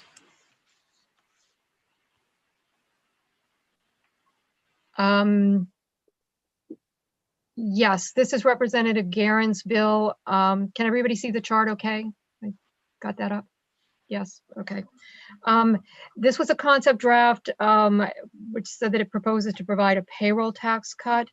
The sponsor has an amendment that she wants to propose to provide an income tax credit for employers who employ qualified disabled employees. Is Representative Garen with us? I just checked, she's not. Oh, okay. We did get the amendment, I believe, correct, Julie? I think we got it that afternoon. Is that right? Yes, you're right, you did. I didn't queue it up to be shared with you, but let me see if I can find it here. Let's try this one.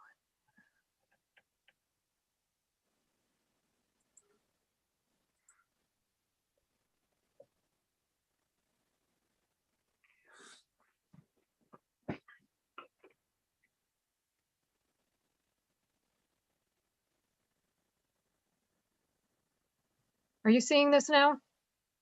You seeing an amendment? Yes. Oh, no. We're And seeing, we're still it says seeing proposed committee amendment, Senator Stacey Garen. No, I think you have to stop sharing the list and then start all over again. Yeah, and then share the amendment. There it is. Thank you all for helping me. I appreciate your assistance when I'm having sharing difficulties. She did say she wanted me to send this to you, and she did, so I assume that it's okay for me to bring this up here. This would provide a credit for employers who employ disabled employees. What happened was there currently is a provision in federal law which permits employers to pay certain disabled employees a sub-minimum wage if they receive a certificate from federal Department of Labor. Maine used to follow that, but last year, I think it was, changed Maine law to say that Maine employers could not pay a sub-minimum wage even though it would have been permitted under federal law. What this bill does is to provide an income tax credit to employers who employ a qualified disabled person under federal law, so that if the employer would have been qualified to pay a sub-minimum wage under federal law, but is no longer entitled to pay a sub-minimum wage because of Maine law, they would get an income tax credit equal to the difference between the Maine wage and the federally permitted sub-minimum wage. Is that clear? Yeah, committee Okay. discussion.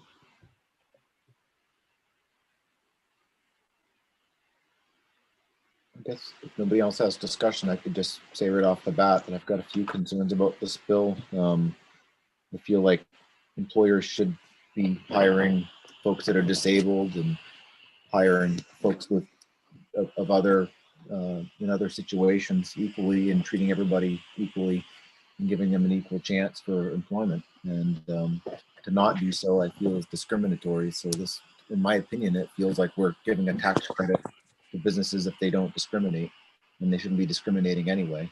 I'm concerned about the cost of it, because I feel it opens up sort of a slippery slope of other classes and types of folks that would then want a tax credit if they're hired, and what that's going to cost down the road. We don't have a fiscal note on the bill, but this could be a fairly large fiscal note as it's written currently.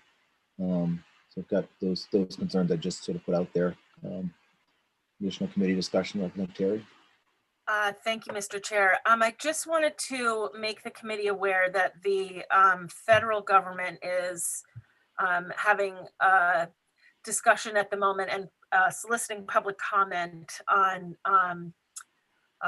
making sure that folks with disabilities are paid fairly. That they are allowed minimum wage and no less. So I think that, taking direction from them, it feels to me like this could be something that we would need to change change rather quickly. If they are, if they do decide to end the sub-minimum wage business that they're in currently. So just throwing that out there, that there's discussion on the federal level that this is changing for folks with disabilities for the better. Representative Hanley. Yes, thank you. I have in my district a redemption center, and the gentleman explained to me, he has a man that he employs, and he said he can count in 1 hour just enough bottles to pay his wage. And he said, so when the minimum wage goes up, he says, I can't afford to keep him anymore because he cannot possibly increase what he does. And he said, so I have to make a decision about laying him off or losing money. So I think this is a reasonable and good thing to do, because you will keep people employed that otherwise you just could not logically, financially afford to have them there. So I think this is a reasonable thing to be looking at. Senator Pouliot. Thank you, Mr. Chair. I agree with the sentiments of Representative Terry that we ought to, be looking at, what the federal government is doing around this issue. But the reality too is that Maine, acted to kind of depart from what the federal government was doing around this issue, which I think was the right thing to do. Making sure that, folks do receive a full minimum wage. However, the main businesses that have to pay that wage, still face real life challenges, as were just laid out by Representative Hanley. And I think sometimes we have like an ideal lens of what ought to be happening. But then the reality of what actually happens out there, because of real fiscal constraints that businesses face, makes it so that people end up losing those job opportunities. I'm sure many of you have heard from some of your constituents about the rapid increase in minimum wage and how that's forcing many of them to let people go. So I think there's a balance to be struck here. And while the federal government still, has this, I think that allowing for a tax deduction that would, put more resources back into the business to keep people like Representative Hanley just explained, employed and at their job is a good thing for us to be doing, and helps keep, Maine people employed. So for those reasons, I will be supporting this measure. I do think that, if the federal government makes a change, then we can reappraise this. But if they don't, then we've made a good decision to help keep people at their jobs. Representative Bickford? Thank you, Mr. Chair. I think that this is a good bill. If the federal government does make a change, then that makes this moot. If there's no credit to be had because federal authorities decide that they're going to hold them to at least minimum wage. I have a large employer here in Auburn, Procter & Gamble, that has a lot of severely disabled employees that most of them, are just trying to get the experience. They're trying to get out into the workforce. And if it wasn't for this availability, Procter & Gamble wouldn't be able to afford this. So I'm totally in favor of this. If the federal government decides that they have to pay minimum wage, then they won't get a tax credit. That's all. We don't have to change the law again. Representative Perry? Thank you, Mr. Chair. And I'm having trouble pulling up some of the information I'm looking for. I missed the public hearing. So, well, firstly, I find it absolutely repugnant that there's a sub-minimum wage for people with disabilities, but that seems to be the case at the moment. And this is brought to us by our friends in the federal government who have a minimum wage of $7. So my question is, what is the sub-minimum wage? And this tax credit would be making up the difference between the federal sub-minimum and Maine's current minimum wage of something just over $12. Yeah, this would be giving a tax credit for the difference between the federal sub-minimum wage and the Maine's minimum wage. So currently, my understanding is that if somebody's disabled and they're hired, they are currently being paid the full minimum wage in Maine, which is $12, a little over $12 an hour at this point. And this would be a tax credit to make up the difference between the sub-minimum and the current minimum wage in the state.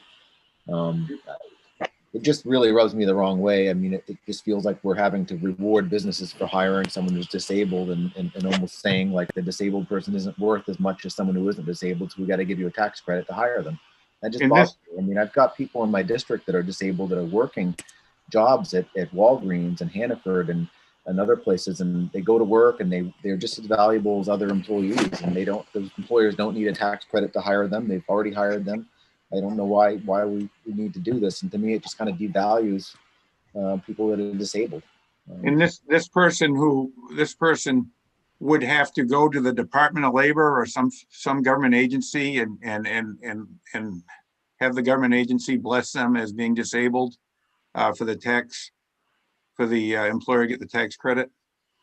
I'm not sure. Maybe Julie could help us or someone from. Oh, I know a little bit.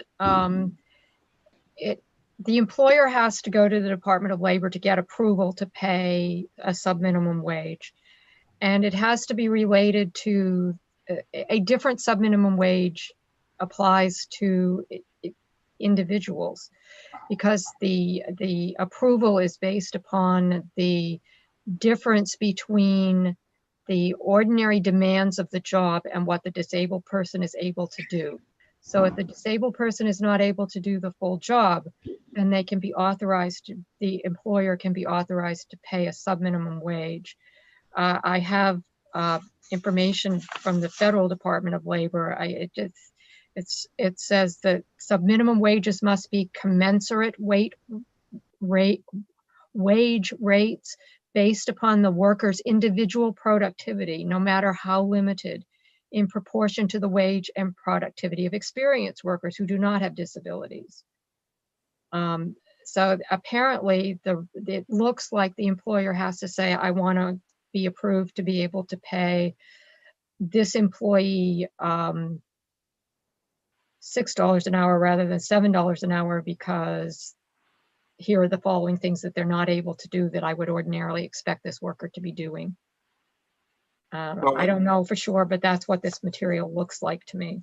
So as an employer, I can go to the Department of Labor and tell them about my employees and why I don't think I should have to pay them a full minimum wage and have the government make up the difference. I want to help anyone with a disability. I hire, and I've always had people working for me as much as I can with disabilities or kids who come from, tough circumstances. There's something about this bill I can't quite stomach the way it is, and especially if they're going to change it in Washington. So Julie, an employer right now can go, an employer. Sorry, Representative Perry. I'm good. Yeah. So Julie, I mean, what you just described allows an employer to go to the Department of Labor and essentially say, this person's only got one arm, they're only worth $5. This other person has both arms, but they're mentally ill, they're only worth $7 an hour and that kind of thing, based on what they think they can do. I don't really know how it works. I'm not sure how they do it. This is a fact sheet put out by the U.S. Wage and Hour Division of the Department of Labor that I was reading to you. That's all I know is what it says.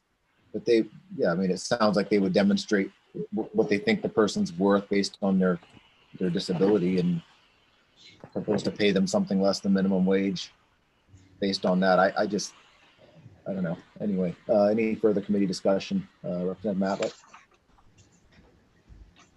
Matlack? Thank you, Mr. Chair. I was just trying to find out what the sub-minimum wage is, and what I'm finding is it's the for youth wage at the federal level, it's $4 and something, but a sub-minimum wage could be as low as $2.13 an hour.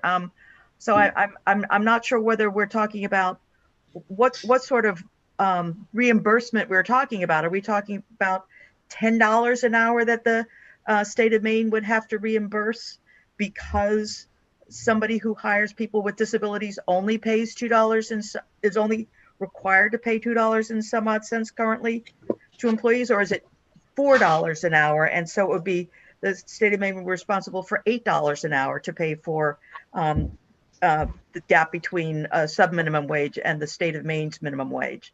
I guess I'd like to know what the dollar amounts are so that we know what we're talking about. I'm also concerned about the idea that there is a separate wage for people with disabilities. I too find it repugnant, and I'm really offended that there would be a separate wage like that.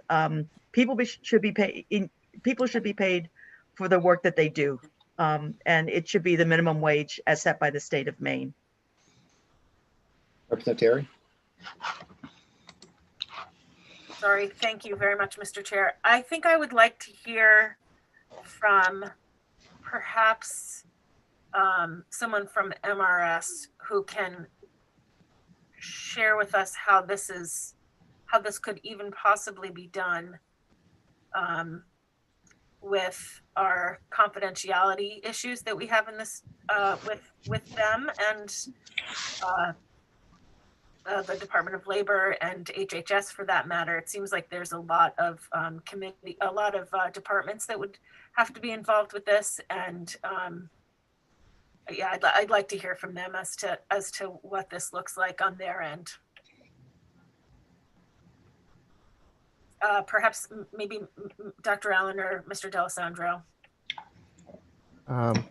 Let me just start, and then I'll hand it over to Daniel or Heather to maybe respond to your more direct question about what sort of communication we may have to have with other state departments. But the first thing I'd like to point out, just putting the issue aside for a moment, that we have many credits and deductions and exemptions on our income tax return, and many of them are not utilized extensively by taxpayers. And I think one of the reasons for that is we are a small business state. And oftentimes small businesses are obviously concentrating on the business that they're in and don't have sophisticated tax advisors to help them take advantage of programs like this. They're just trying to run their business. And so, we just got this amended language. We haven't done a fiscal note on it yet. But my guess would be that there may not be as much participation in a program like this just because small businesses wouldn't be aware of it, whereas big businesses might be aware of it, and they might be the ones that would primarily take advantage of it. The other issue is that we do have a lot of credits on our tax return. The tax return itself is becoming very complex and burdensome for taxpayers and for MRS to administer. And I would just respectfully request of the committee that you have another bill coming up today for work session that creates another deduction. That the committee try to keep track of how many credits and deductions you're passing out because the return is becoming burdensome.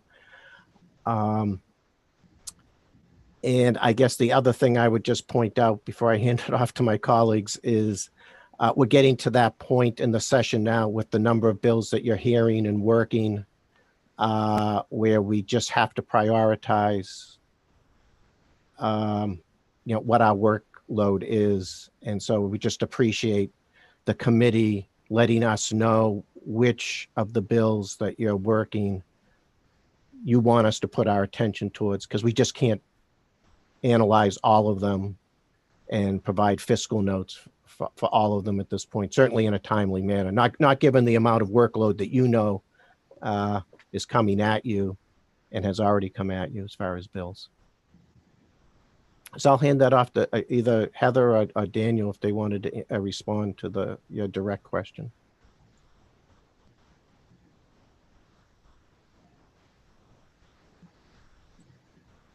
Heather or Daniel with us? Hello. Hello, does Daniel have anything? Otherwise, we have some questions. Okay, there you go. Ms. Papadak, you want to start, or would you prefer Mr. D'Alessandro start? If Dan wants to start, that's fine. You can go ahead, Heather.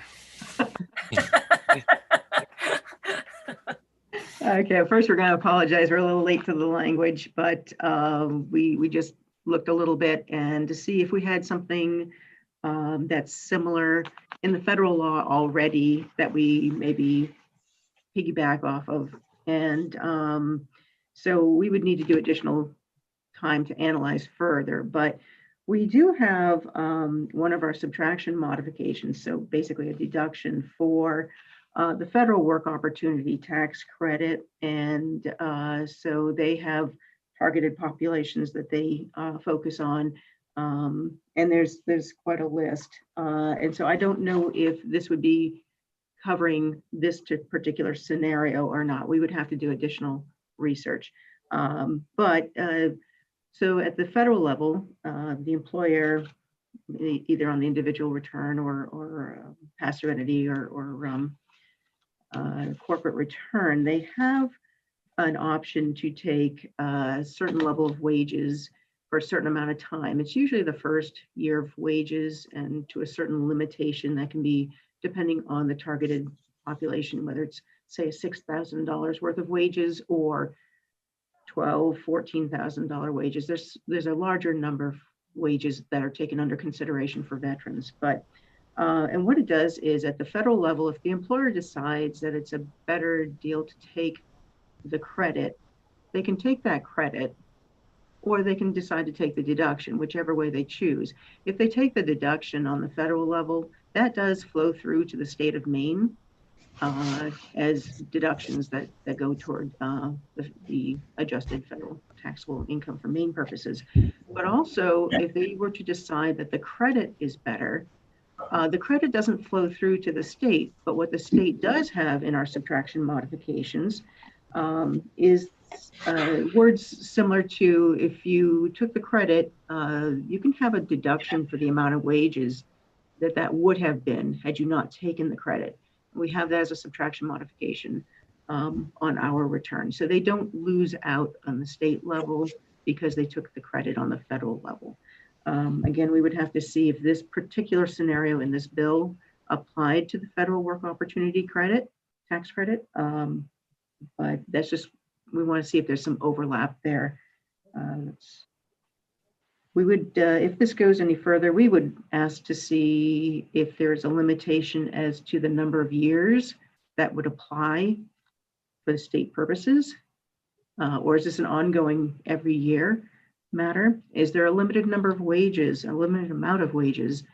Say the first first say $6,000, first X number of dollars that this would apply to. And so we do have those additional questions. So we're up for Dan now. We have questions from Representative Victor, followed by Representative Carmichael. Thank you, Mr. Chair. I just want to say there were questions about confidentiality and things like that. All those questions have been answered already in prior bills. When you had, when a company like Cambrands here has disabled employees, they were already paying a sub-minimum wage for those employees. There's an extreme cost to that company to employ those people because they have to have their own people there to work with them and supervise them. It's not somebody like me. I'm disabled, for example, okay? Nobody could pay me sub-minimum wage because I'm not classified in that ability side. Now, somebody that has an extreme disability that can go in, and it's not somebody with one arm or anything like that that was brought up earlier. These are people that can't necessarily survive on their own. They probably, most of them would still live with a caretaker. They have to have, there are enormous amount of hoops that they have to jump through to get this sub-minimum wage. And all this bill is doing is saying, listen, if they qualify for the sub-minimum wage and we don't allow it, then we want to give them a credit. We want these people in the workforce. We want them to learn to possibly someday live on their own. We're not changing any of the rules. We're just saying if they would have qualified for that sub-minimum wage, which is already in statute, then let's give them the credit if we're not going to allow them to pay a sub-minimum wage. And I think that's reasonable. We want these people working. We want these large companies to hire these people because it's not going to benefit this company to hire these people if they can't do the job. If they have to be supervised by 2 or 3 or 4 employees, when you have a staff of, let's say, 20, and they have to be there to supervise and help these people do their job. This is a service that these companies are doing. This is not benefiting the company by hiring these people. That's all I have to say. I'm in favor of this bill. They're providing labor. That's the benefit of the company. They're providing a minimal amount of labor that the company actually would probably save more money by not having them and having regular employees that could do 2 or 3 times the job that these people can do.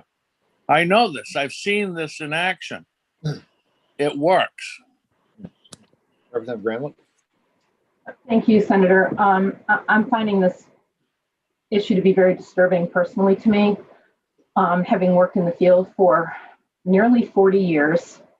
And the way I am reading this amendment, and I would love to get clarity on this so that I can be sure that I am responding accurately.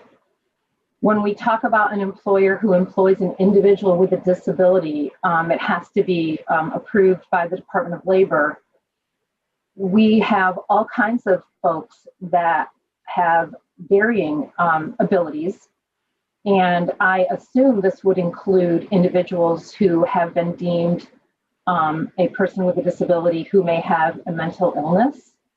I would like to get clarity on that, first of all. And second of all, I am appalled that we are not paying individuals their wages that they deserve.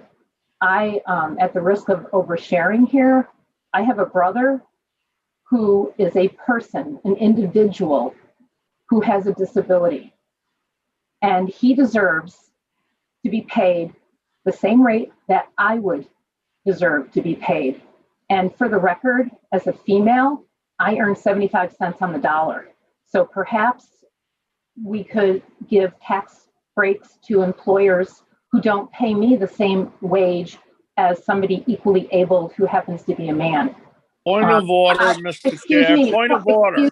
Excuse me, Representative, I'm speaking. I'm calling a point of order. What's your point of order, Representative Bickford? I don't want to hear about discrimination and how women are treated differently. That's not what this is about, and it's not germane to the subject. Okay, continue, Representative Gramlich. Thank you, Senator. I would like clarification on the term disability in relation to individuals that would be covered under this amendment. Thank you. Is there anyone who can provide us some clarity on that? I can read you what we have from the U.S. Department of Labor. A worker, it has to be a worker who has disabilities for the job being performed. So the disability has to be something which would have an impact upon the worker's ability to do the job. It said a worker who has disabilities is one whose earning or productive capacity is impaired by a physical or mental disability, including those related to age or injury. Disabilities which may affect productive capacity include blindness, mental illness, developmental disabilities, cerebral palsy, alcoholism, and drug addiction. The following taken by themselves are not considered to be disabilities for this purpose. These are education disabilities, chronic unemployment, receipt of welfare benefits, non-attendance at school, juvenile delinquency, or correctional parole or probation. So those last things are things that would not be considered disabilities for this purpose. Does that answer your question, Representative Gramlich? Yes, thank you very much. I will not be supporting this bill. Thank you.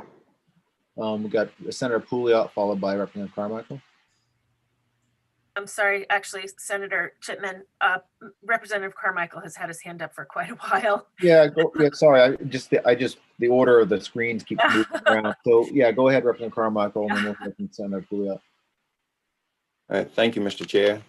As an employer, you're forced to make sure that you have a certain amount of productivity for everybody that you have. I think this bill is attempting, whether it's worded properly or not, I'm not sure, but is attempting to make this possible even when the productivity is lower than what the business can afford. So I'm not for identifying people with disabilities. I had people in my family who had disabilities, as identify them in any lesser way than any other person. But I am all for making opportunities for them to have the fulfillment of earning their own manner in whichever way they can, in whatever amount that they can. So if they're able to provide a service that maybe isn't at a production level that would justify their being, then this would help them, help a business make a position for them, even though it's not profitable. It's horrible to have to think of profit and everything, but when you're in business for yourself, you have to look at your bottom line and make them assessments. And this, to me, if we have to tweak the language some, fine, but I'm all for making opportunities for the people who are less fortunate. Senator Pouliot. Thank you. Yeah, I really share a lot of the same sentiments that were just outlined by Representative Carmichael. The thing is, this is definitely a type of bill that can raise a lot of feelings, you know, of indignation. But the bottom line is that, you know, businesses have these decisions to make about, you know, looking at a task that needs to be performed, how much time is it going to take, and, you know, do we have the resources to afford to do that? And so, you know, it's tough because, you know, we're talking about individuals with disabilities, they're human beings. We're all human beings. You know, everyone is equal in terms of value in this world. No one's debating that. It's just that the economic factors that play into whether a business can afford to hire someone or not are real, you know, black and white challenges that have to be overcome. And this, I think, is a mechanism for us to help individuals with disabilities. It may be viewed as a pro-business, like only supporting business kind of a bill. I could see how that might be viewed that way. And it sounds like maybe folks have already had their mind made up. But I want to be crystal clear about the reason why I'm supporting this bill is because I do believe it is an additional pathway for us to support adults with disabilities to make sure that they are getting employment opportunities just like everybody else. And, you know, my office is right adjacent to a business, Galant Therapy Services, that does occupational therapy for adults with disabilities. And, you know, they're constantly looking for ways to be able to help put these people into, you know, other employment opportunities. This is a great mechanism for us to give to the employment community to help, you know, justify that equation that's being done in real life. And that might sound like really egregious, but it's just kind of the reality of the way the math works. And as Andrew Yang said, you know, it really does a lot of times just come down to math. So I just think that, you know, this is a bill to help support adults with disabilities. And for that reason, I'll be supporting this measure. Representative Gramlich. Thank you, Senator. I'd like to make a motion ought not to pass. Okay, so we've got a motion ought not to pass made by Representative Gramlich. Is there a second?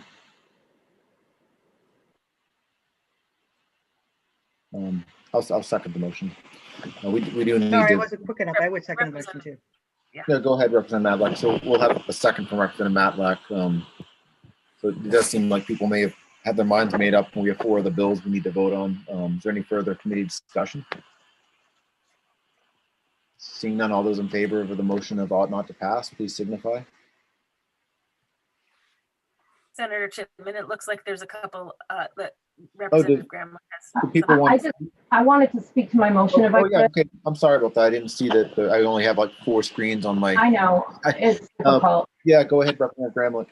I appreciate it. I want to be very, very clear that my vote on this bill and my motion in no way whatsoever has any intent to be discriminatory and not to individuals with disabilities, nor is my intent to diminish possibilities for individuals with disabilities. I worked in the field for a very, very long time, and I am 100% in support of offering and providing opportunity to these individuals.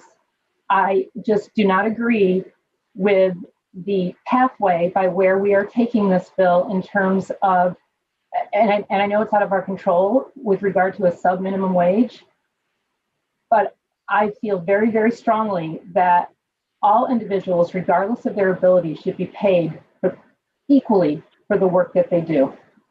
Thank you. Additional committee discussion, Representative Perry. Thank you. I just want to, I think I'll be voting for the ought not to pass motion, but I agree with everything Senator Pouliot said. I just not sure this bill is it. Senator Pouliot? Particularly with it potentially being completely wiped out by what's going on in Washington. And what I'd rather see perhaps is this bill go in front of the Labor Committee, have them work out all the details on the labor end of things, and then send us over their finished product to look into a tax credit. I just don't feel qualified at all to understand any of this labor portion of it. Senator Pouliot? Yeah, I don't think that that's a bad suggestion by Representative Perry to perhaps have labor look at this. The reality is that, in Maine, we are, and should be, let me be crystal clear. Everybody should be paid the same wage, regardless of what the federal government, requirements are. This issue of wage disparity is a real one that needs to be addressed. I think that this bill helps to ensure that happens for certain individuals in our state by giving the business the kind of financial made whole mechanism to do that. So I think, unfortunately, it sounds a little bit like we've gotten caught up on the repugnant nature of people being paid less than, which I agree with, that is repugnant. However, that's not happening in Maine as a result of our decision to separate ourselves from that. And now we have situations where individuals with disabilities are not getting employment opportunities because the business can't afford to do that. And what we're saying here is to try to help fill that. So I just want to be clear about that. And, it is what it is. I guess we can probably agree to disagree. Representative Collins. Yes, thank you, Mr. Chairman. What I believe in on this issue is that what I think we should be doing more is supporting more job training or workforce training, education, whatever you want to define it as, to match people with jobs, and we should be paying more for case workers and more to help people in our disabled populations. But once we help with job training and whatnot and education, I don't believe it's the role of the government to then continuously on and on and on supplement certain businesses, minimum wage payroll. So, once you hire someone, you pay them the minimum wage, that's it. And if you want to have more job training, to help with job placement, let's focus on that. And yeah, let the labor committee discuss that. But, everyone should be in the state of Maine should be paid the same minimum wage, at least. That's not the ceiling, that's the floor. And, I don't think we should be subsidizing businesses that want to get that subsidy to pay someone's minimum wage. So that's my thoughts on the matter. Thank you. Thank you, Representative Hanley. Yes, thank you, Senator. This is an emotional discussion in some ways. And as I tried to explain earlier, the man in Wiscasset with his family-owned mom and pop store is hiring a man that he can just barely pay for his existence in that store. When the economics of keeping him there force this man to release him, that to me is repugnant. So the idea of having some type of mechanism where this guy can make this man, keep him employed and keep his financial books in order is not a bad idea. And it's not this man isn't, he was really emotional about having the idea of having to get rid of this man. So this is simply a tool where you'd preserve the situation.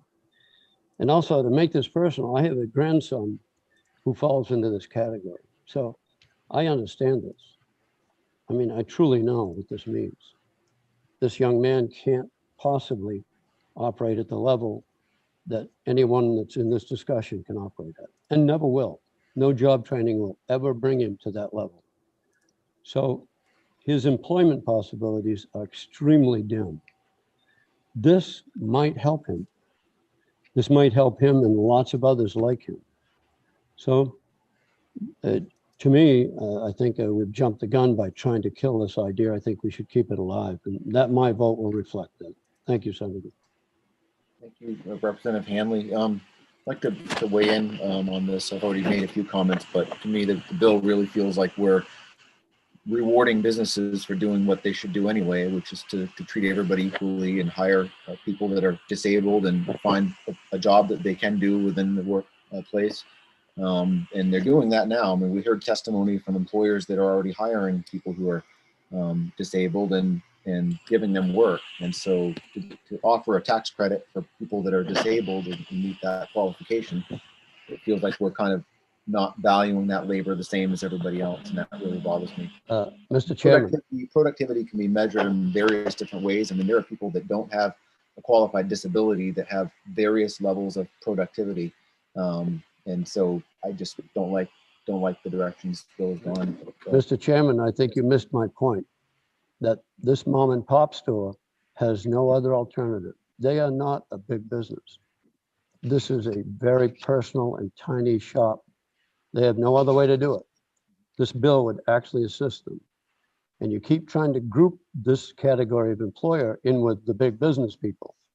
So again, you don't miss the point I'm trying to make here. No, I understand the point with all due respect. I do understand the point. I just, if I had a business with several employees, I'd make a point to hire people that are disabled and find work for them to do. And I think that's what employers are already doing across the state. We didn't hear testimony from, any significant number of disabled folks saying that they can't find work and that this credit's needed, or employers saying that they'd like to hire people that are disabled but won't unless they get the credit. I mean, I didn't hear that at the public hearing. Representative Bickford. Thank you, Mr. Chair. These businesses do not hire the severely disabled people because they can pay a sub-minimum wage. They're not going to hire them because they can get a tax credit. They hire them out of a public service, but they have to be able to afford it. And if they can't afford it, they're not going to do it. I would much rather have a severely disabled person in the workforce and give the businesses the credit than to not have them in the workforce because they can't do the job efficiently. When you hire people, they have to be able to do the job. I've had severely disabled people work for me in the past, and I paid them minimum wage because they were able to do simple tasks that were required of them to do the job that I hired them to do. If they were more severely disabled, I wouldn't have been able to hire them unless I had that sub-minimum wage or unless I had a tax credit. Businesses, large and small, have a bottom line they have to meet, and they have a certain labor that they have to hit. I just want to put that out there. I mean, this is not in any way demeaning a severely disabled person. This is actually asking businesses to keep hiring these people so that they can be in the workforce. And that's all I have to say. I'm really passionate about this. I like to see these people continue working. Representative Terry. Thank you, Mr. Chair. And I appreciate Representative Bickford's passion for this without a doubt. I would like to point out, though, that this particular bill that we're seeing right now does not single out severely disabled folks. From what Julie was telling us, what the federal guidelines are for this, it is not people with severe disabilities. It is people with disabilities, other than educational disabilities, it sounds like, and a couple of other things. My concern is that this is extremely broad, does not, it could possibly have implications that we don't see, without having that part of that in there. Again, I think that we are looking at, singling folks out for doing stuff, and it just doesn't feel right to me either. I don't think I'll be able to support this either. I'm concerned. I appreciate the fact that giving a tax break to a small business for trying to do the right thing is fantastic. That being said, it sounded like from what Dr. Allen had said earlier, that there are programs already in place that can be used for something, to provide a benefit for them. This one does not feel comfortable to me by any stretch of the imagination, though. So thank you for letting me speak. Any further committee discussion? Seeing none, all those in favor, we have a motion of ought not to pass. All those in favor?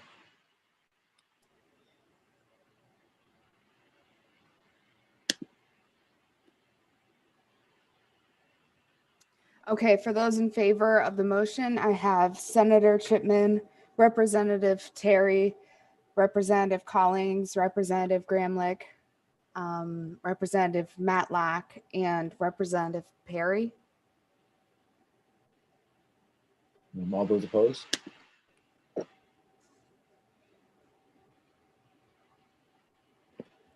For those opposed to the motion, I have Representative Kryzak, Senator Pouliot, Representative Carmichael, Representative Hanley, and Representative Bickford.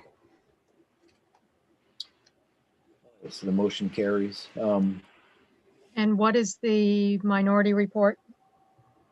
Or, yes, at this point. Ought to pass as amended. With the amendment being? Fiscal note.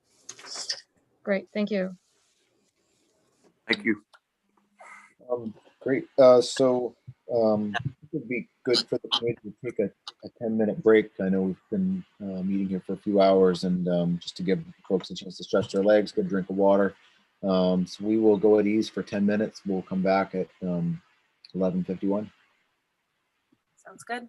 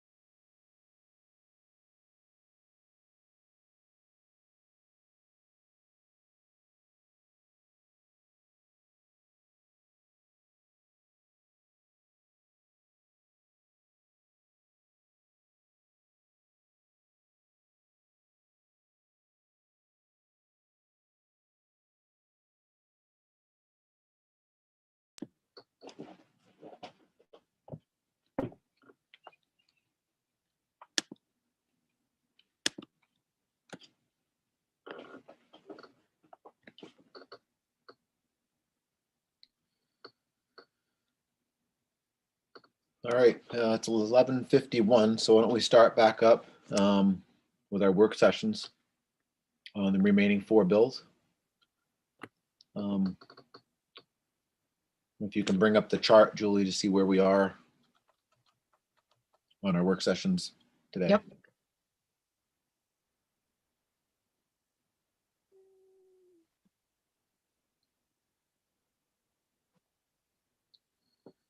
We finished 168.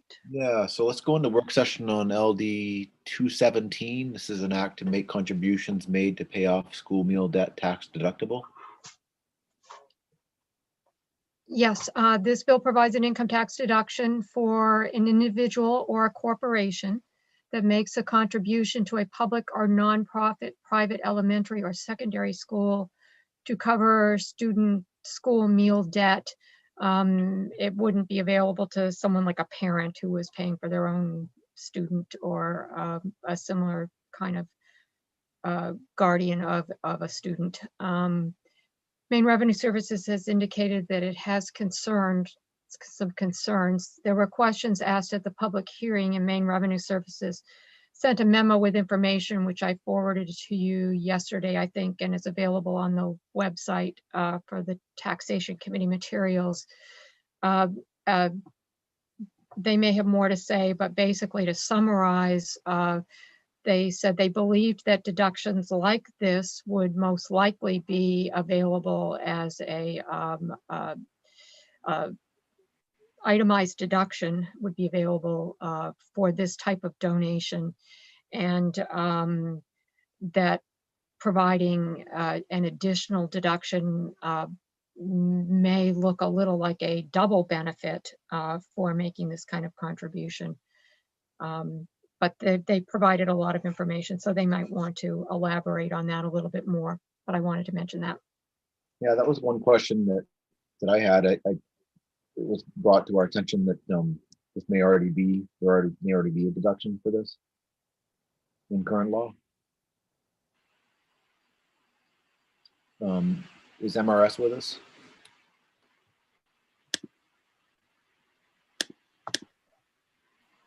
Yes, that's correct. Where the federal tax code allows deductions for charitable contributions for a public purpose, for like say an educational institution or governmental agency, that deduction is available for at both the federal level and it flows through to the state level. So it is already deductible. This would be duplicative.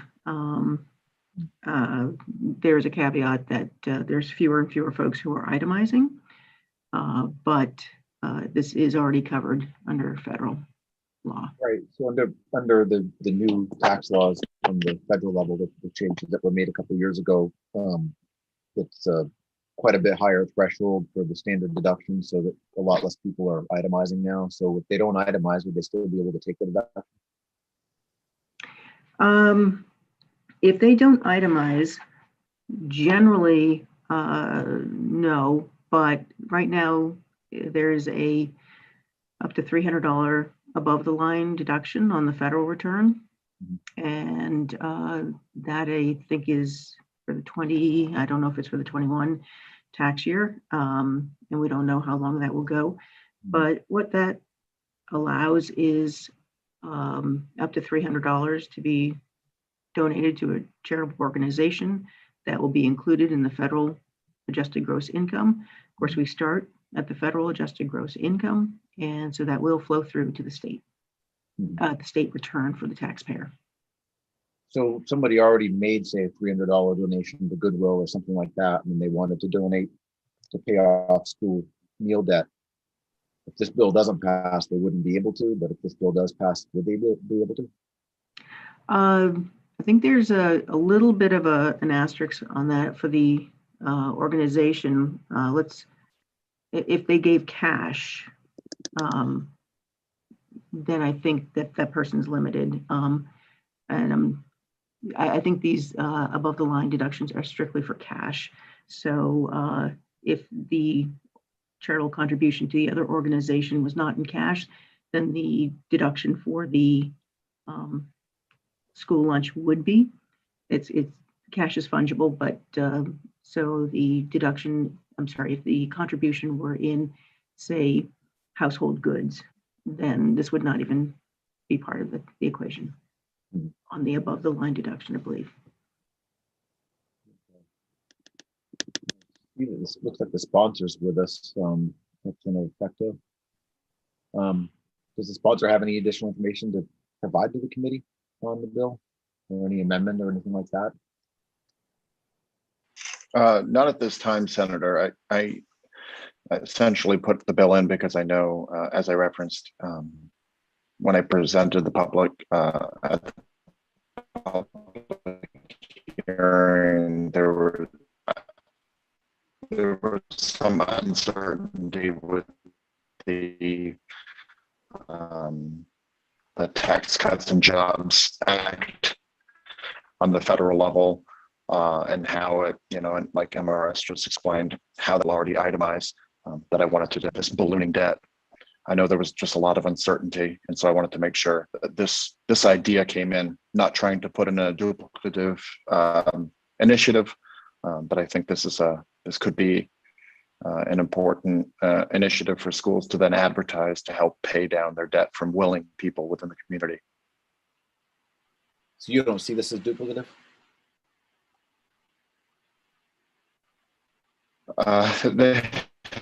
I guess I'm a little as uncertain as maybe the MRS just seemed to be, as it pertains to the future of this $300 above the line in the standard deduction. And so it's not really an idea that I have fully grasped at this time, unfortunately. Okay. Is there any committee discussion?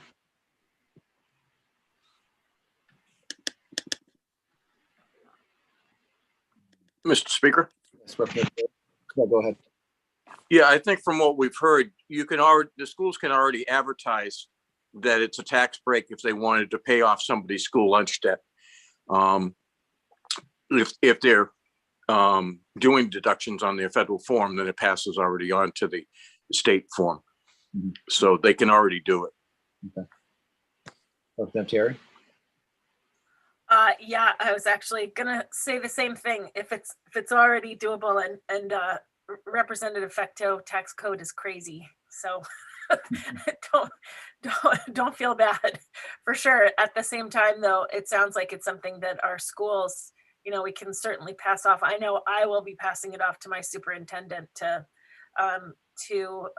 send home a flyer, especially this time of year where it's tax time and folks can take advantage of this on their federal returns. They certainly should. But it sounds to me like we are already part of this, and we wouldn't want to do another double benefit. Thank you. Representative Perry? Yeah, in light of recent discussion, I think I'd be ready to move an ought not to pass motion. Make the motion ought not to pass. Okay, we have a motion by Representative Perry of ought not to pass, seconded by Representative Terry. Any further committee discussion? Can't see everybody on the screen, but I don't think there's any further committee discussion. All those in favor of the motion, please signify.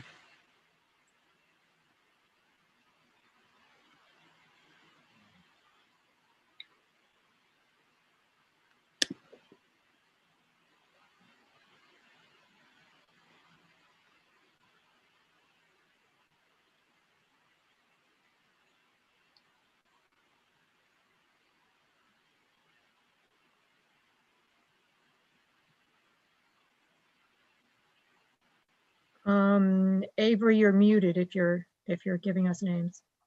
I wasn't yet, but oh, okay, sorry. I have Senator Chipman, Senator Pouliot, Representative Terry, Representative Collings, Representative Gramlich, Representative Matlack, Representative Perry, Representative Kryzak, Representative Hanley, and Representative Carmichael, and Representative Bickford. Is there anybody left that hasn't voted? Anybody opposed?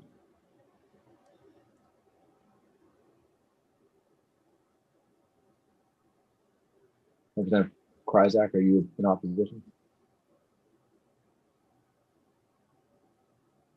Sorry, I forgot to take my hand down. I guess that looks like it's unanimous. All right, so now we'll move on to work session on, let's see, Pulling it up. it's going to be LD 495. This is an act to improve income tax progressivity by establishing new top individual income tax rates. Yes, this is Representative Osher's bill to,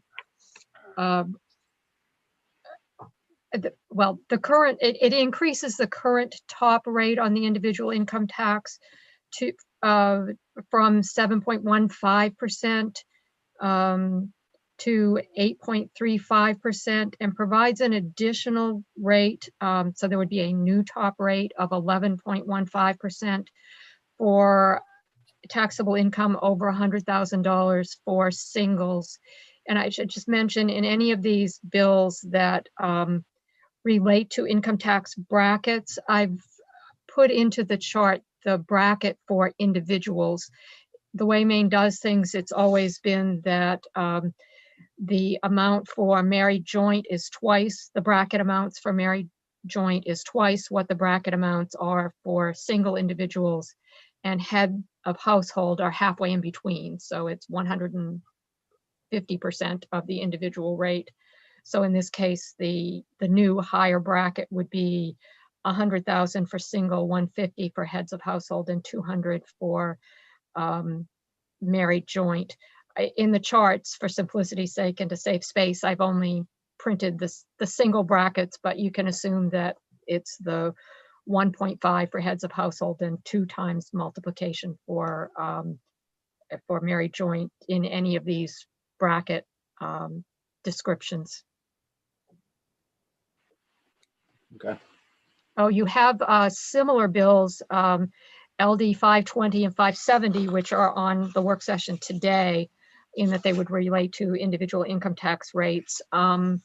And there are 3 LDs that are not yet printed, which appear to be proposing some changes to individual income tax brackets as well. I haven't seen them. I don't know what they are, but they have not been withdrawn, so one assumes they will show up eventually. Well, yeah, so there are, as you mentioned, 3 other bills that haven't been printed yet. It would seem to me like it would make sense to discuss all these bills at the same time, but we haven't had the hearing yet on those other 3 that haven't been printed yet. All right, the committee discussion, Representative Bickford. Thank you, Mr. Chair. I am a proud parent of a daughter that lives out of state, chooses to keep her residency in Maine because her husband's a Marine. She graduated with her bachelor's degree in accounting. She's now been accepted at Penn State to get her master's degree. I want her to move back to Maine when she gets her master's degree when he leaves the Marines. I cannot imagine why this state would want in any way to make it difficult for people from other states to move to Maine. We want people that make more money to move to Maine because we get a lot more income tax out of them. If we change these rates and make them more progressive, all we're doing is we're telling people from out of state that we don't want them here in Maine. We want to have a poor state. I don't want to have a poor state. I want people to move to Maine that we don't have to subsidize. I want people to move to Maine that can go to the local stores and spend their money, even though the prices are higher than the national chains would be, because they have the income to do it. I just cannot imagine. Massachusetts, we used to call Taxachusetts for a reason. Now their top rate is 5%. And we are actually talking about increasing income tax on people because we're jealous, maybe, that they make more than we do, or whatever the reason might be. I'm not questioning motives. Please don't misinterpret that. But I just cannot imagine how could Maine have survived from 1820 until around 1970 without an income tax. And now we're asking for more. I find it appalling, and I'm going to vote against this motion and any other motion that wants to increase any income taxes. Thank you.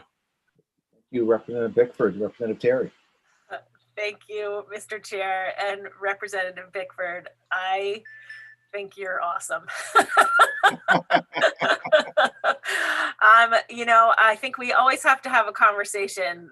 We don't get anywhere without talking about stuff. So that being said, I was hoping that MRS would be coming back to us with some numbers because this is huge. All three of these bills have pretty substantial changes. And again, I think as Julie mentioned, we'll see at least three more that will also have substantial changes. So it's my hope that MRS in their numbers brilliance can give us some numbers to see what the difference is between what we're doing now and what these bills propose. And again, I think, we'll see some other ones as well that will have even different proposals. Well, hopefully they'll be different, not too close to each other. So that being said, Julie, do we have any information from MRS, or is there anyone from MRS that would like to send us a sheet or talk about the differences? Thank you.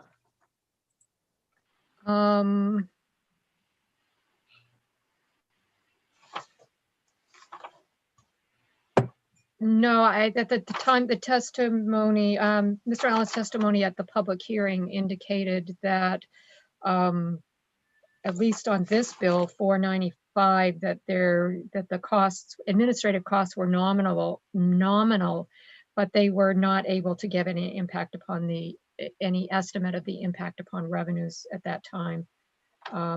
There are administrative costs of $11,000. Anything that's a multiple of 11, you can always assume is for computer programming, and this is, that they would need for 532 and 570, the ones that come later. But I don't know whether they have any more information today. Mr. Allen, if he's still here, could maybe speak to that, but I haven't seen anything. Yeah, or if you need more time to do these three, analysis of these three plus the additional three once they come in. Would you like to do them all together? Sorry, Dr. Allen, I maybe interrupted you. Is someone with us from the department that's going to speak? I'll speak to that. So no, we haven't estimated them yet. As you say, there's quite a few of these bills that are playing with rates and brackets.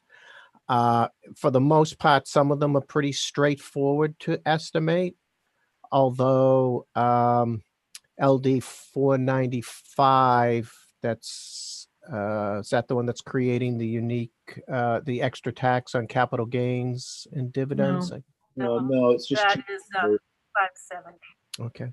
Well, usually when there are tax proposals like this that are targeting something like capital gains and dividends, or targeting high-end taxpayers, we try to incorporate into our estimates some sort of behavioral response by taxpayers. Capital gains and dividends, capital gains in particular, are highly volatile and are at the discretion of the taxpayer. So you don't realize any income on an asset until you sell it. So while you may have a stock that's appreciating, that annual appreciation in the value of the stock isn't taxable until you actually sell it and realize that gain. And obviously the timing of when you do that oftentimes is impacted by either the federal or state tax rate. So we've have a long history, particularly at the federal level, of tax changes on capital gains that you can see clearly people selling in anticipation of a tax increase or holding, realizing capital gains in anticipation of a tax cut. And so there is a lot of behavior at the high end. And that's why in some ways, some of these estimates are more complicated than they would appear. Now we are constrained by our revenue estimating methodologies that I spoke about at the beginning of the session. But we are allowed, MRS and OFPR do take into account some taxpayer behavior, particularly around timing and the shifting of the sources of income. So you may shift out of capital gains towards non-taxable assets, that type of thing. And we usually try to take that into account in developing the estimate. So just to let you know, those can be a little more complicated than just playing around with the rates and brackets and helping us think about those. Have you seen language on the bills that we haven't seen yet, or ideas of what they're going to be? 743, 1679, and 1756. And I ask that because if they're similar to this rearranging of the tax brackets themselves, then perhaps we take 570 out of the conversation at the moment and just focus on the changing of the brackets themselves. I may have seen them. I'll be honest with you, Representative. They're coming fast and furiously. Yeah. And yeah. At the end of the week, it's trying to go through analysis of all of the bills that have come at us that week. So, Friday night, not the time to read your email. but if we would appreciate it, certainly if you could narrow it down a little bit to maybe 3 bills that interest you, and then we could really put our time and effort into analyzing those. Okay. Additional committee discussion. Lieutenant Perry. Thank you very much, Mr. Chairman. Today's Bangor Daily, home sales are up 23%. The median price is up 13% to 244,900. Homes are on the market 21 days versus 50 days from not too long ago. I think we have something interesting and potentially exciting going on here in the state of Maine with a lot of remote workers or people from larger areas wanting to relocate here in Maine. So I think it may be a while before, things shake out and we really understand what's going on in our income tax arena. So that seems like very good news. But on the flip side, it's probably not such good news for people on the lower end whose tax burden is likely a higher percentage of their income.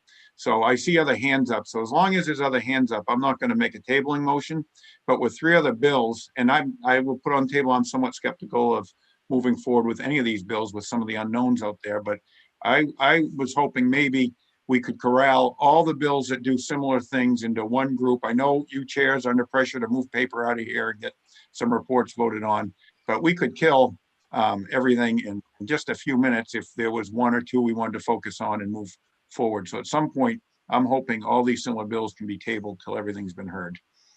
Yeah, I think that makes sense, Representative Perry, at least, until we hear those other 3 bills that are coming our way, and then maybe take them all up at the same time and something. But I did want to respond to a point that Representative Bickford had made with some really colorful commentary, and it was interesting to listen to.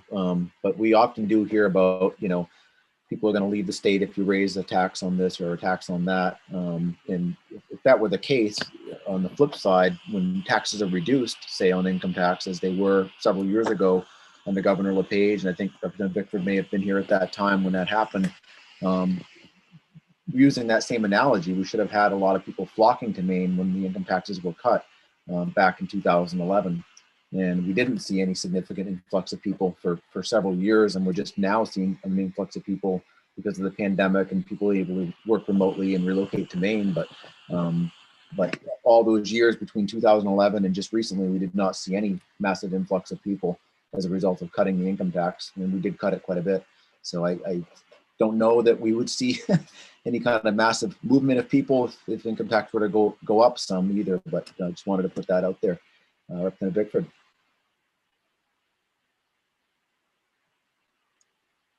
Thank you, Mr. Chair. Yes, you're right. We didn't see the influx of people because our top rate, even though we cut it by 1.35%, it still was more than most states. And I just have a question for Dr. Allen, and that is, when we start looking ahead and we do fiscal notes based on behavior, predicted behavior, isn't that considered a dynamic fiscal note? And don't we not do dynamic fiscal notes in the state of Maine?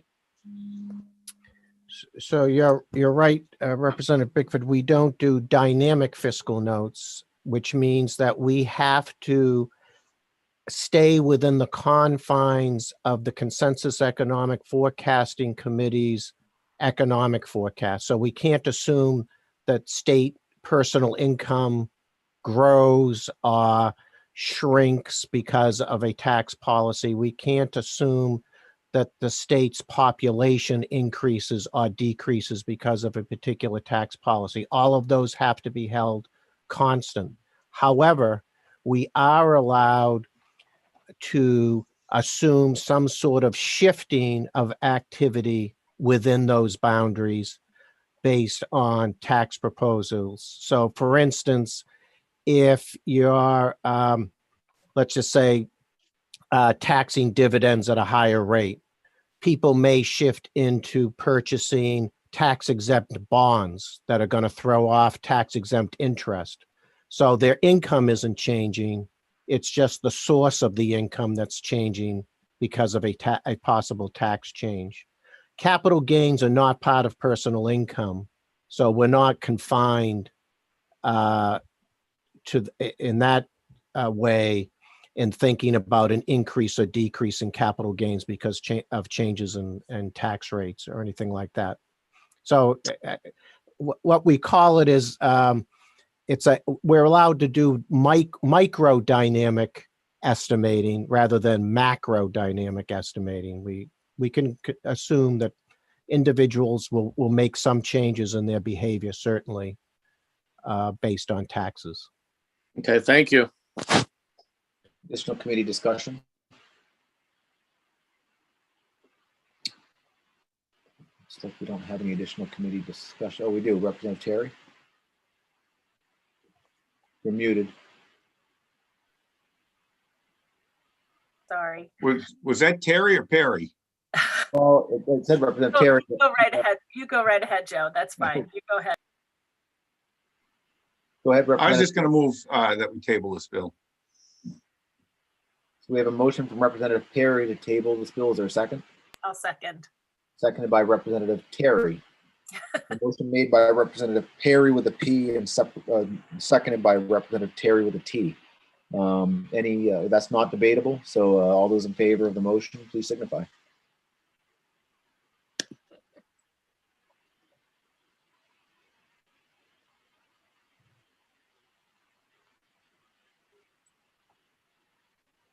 Senator Pouliot, are you gonna vote on this one? I can't tell if he's still here or not. Yeah, he may not. Yeah, I'm Oh, here. there you are. Okay. You can vote now. You have everybody able?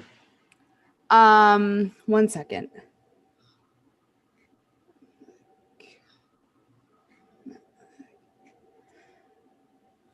Okay. Those in support of the tabling motion, I have Senator Chipman, Representative Terry, Representative Collings, Representative Gramlich, Representative Matlack, Representative Perry, Representative Socks, Representative Bickford. And I think I had Representative Kryzak. Yes, you do. Yes, okay. Is there anybody opposed to the table motion?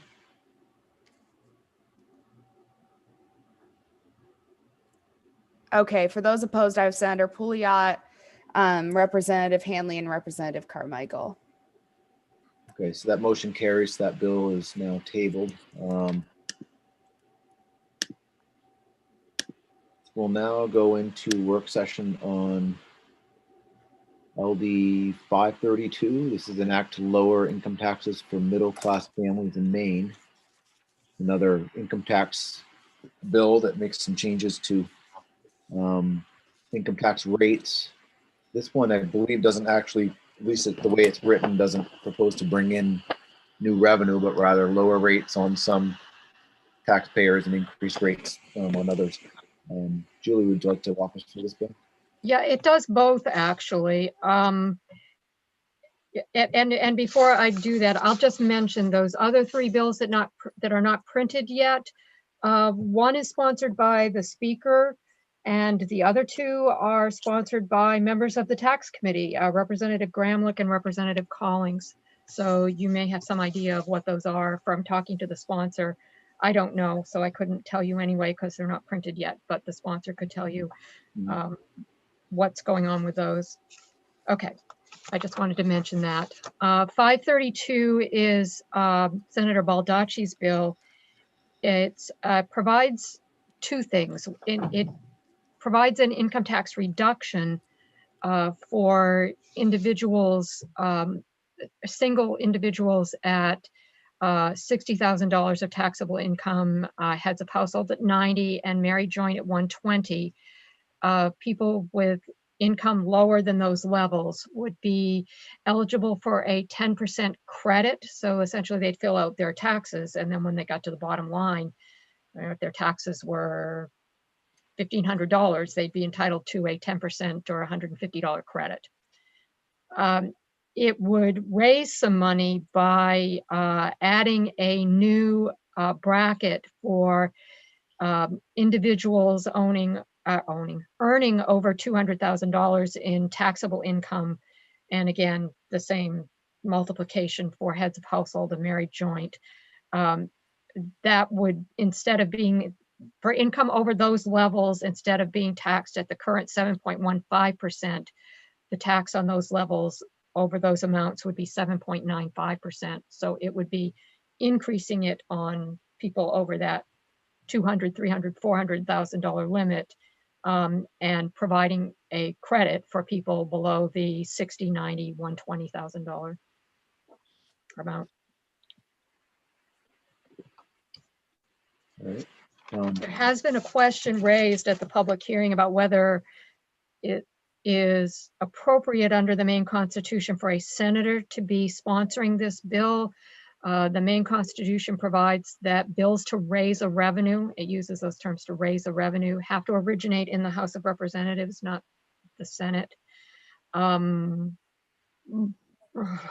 This raises revenue in one of its parts, but lowers revenue in the other part. I don't know how it nets out, but that is an issue. I don't think we really know the answer to it right now. I think if we wanted a real answer, we'd have to ask for an AG's opinion. Yeah, I mean, according to the sponsor, it actually is a net cost to the state, but it may be hard to guarantee that every year going forward, but that's the way that it's written and what the intent is and what he had to say at the hearing on that. Representative Bickford. Thank you, Mr. Chair. I think with the constitutional question, which I think is a very valid question, along with the fact that a married couple or at $120,000 gross income, or federal adjusted gross income, I should say, that is not a lot of money. And we're looking at increasing. No, we're not looking at increasing their taxes, but we're not giving them the same tax break we are for married couples under 120,000. And again, we're right back in that same thing where we want to penalize people that are successful. For both those reasons, I'm going to make a motion not to pass. Okay. Is there a second? I second it. The motion from Representative Bickford about not to pass. I think that, I mean, I understand the concerns about the constitutionality. I mean, I'd like to hear the other three bills, and if we do think there's any merit to this bill or some parts of this bill, to maybe move parts of it into another bill that's sponsored by a House member, but I would not want to just vote this bill down right now without considering it in the context of the other bills that are still coming to us. So in the same fashion as we did on the last bill with tabling it, I would prefer myself to table this bill for that discussion when they're all together. Representative Perry. Well, yeah, I intended to raise my hand to move tabling. I just feel like there's time that we can kill these bills altogether after we've heard them all, if that's what it comes to. But I'm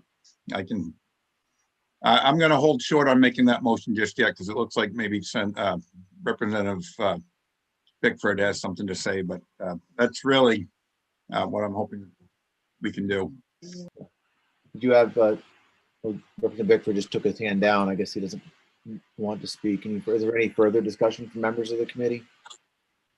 Well, I'd like to move tabling. Okay. So we've got a motion to table by Representative Perry. Is there a second to that motion? Representative Collins seconds that motion. That's non-debatable. All those in favor of tabling this bill, please signify.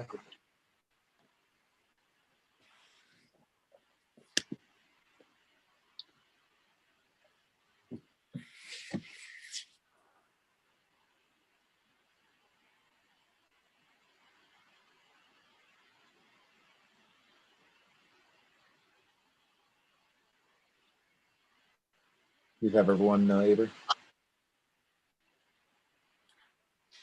I think so. For those in favor of the tabling motion, I have Senator Chipman, Representative Terry, Representative Collins, Representative Matlack, Representative Perry, and Representative Socks. All those opposed?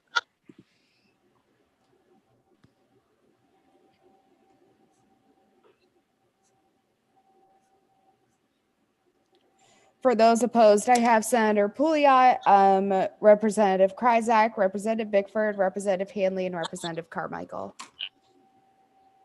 That motion carries. That bill is tabled. So we've got one more bill on our schedule for today, which is LD 570. This is an act to provide for fairness in the taxation of extraordinary and unearned income by establishing a 3% surcharge on net capital gains and dividends income over $250,000 for taxpayers filing single and married separate returns, and over $500,000 for taxpayers filing joint returns. Yes, this is Representative Barry's bill.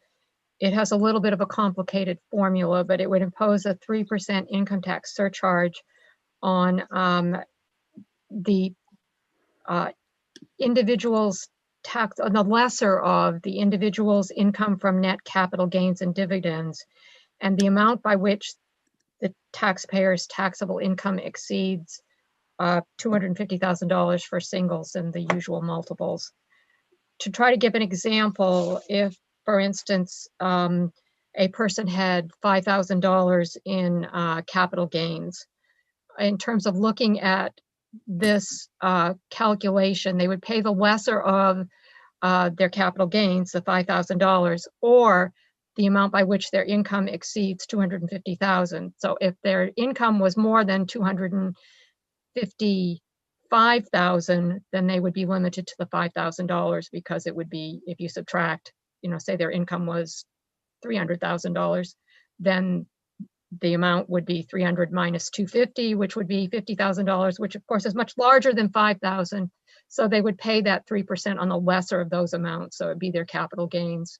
If their income was 252,000, then the difference would be 2,000, and this would be the lesser amount rather than the 5,000.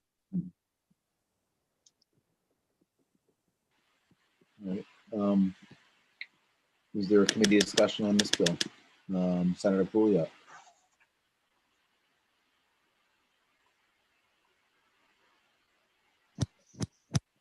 Do you have discussion, Senator Pouliot?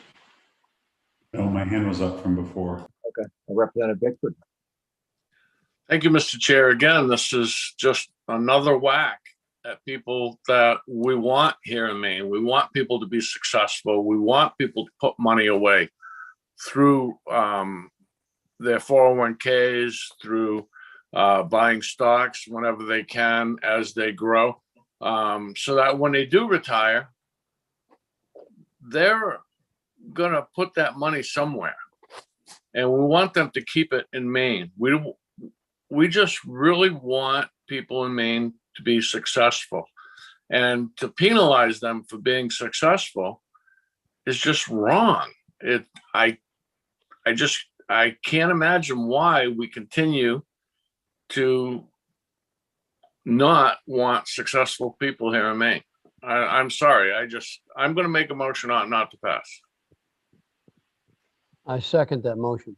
There's a motion by Representative Bickford of ought not to pass, seconded by Representative Hanley. Did you want to speak, Representative Hanley? Yes, thank you, Senator. I'll add to Representative Bickford's statements. Wealthy people can live anywhere they want. And, you know, the old slogan about Maine is on the move. Well, Maine is on the move to New Hampshire, so they don't do this kind of physical irresponsibility. So I'm with Representative Bickford. We should kill this bill right now. Thank you. Any additional committee discussion? Representative Perry. Well, I really don't want to be the skunk at the lawn party here, but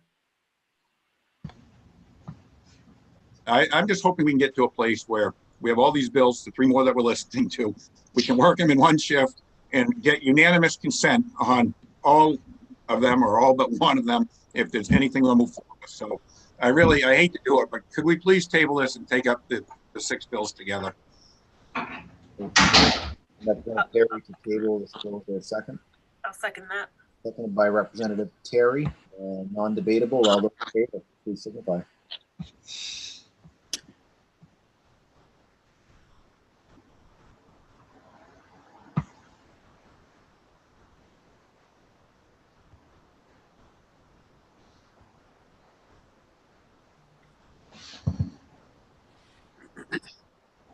Okay, for those in favor of the tabling motion, I have Senator Chipman, Representative Terry, Representative Collings, Representative Matlack, Representative Perry, and Representative Sachs.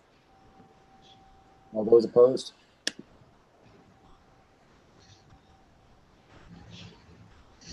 For those opposed to the tabling motion, I have Senator Pouliot, Representative Kryzak, Representative Bickford, Representative Hanley, and Representative Carmichael.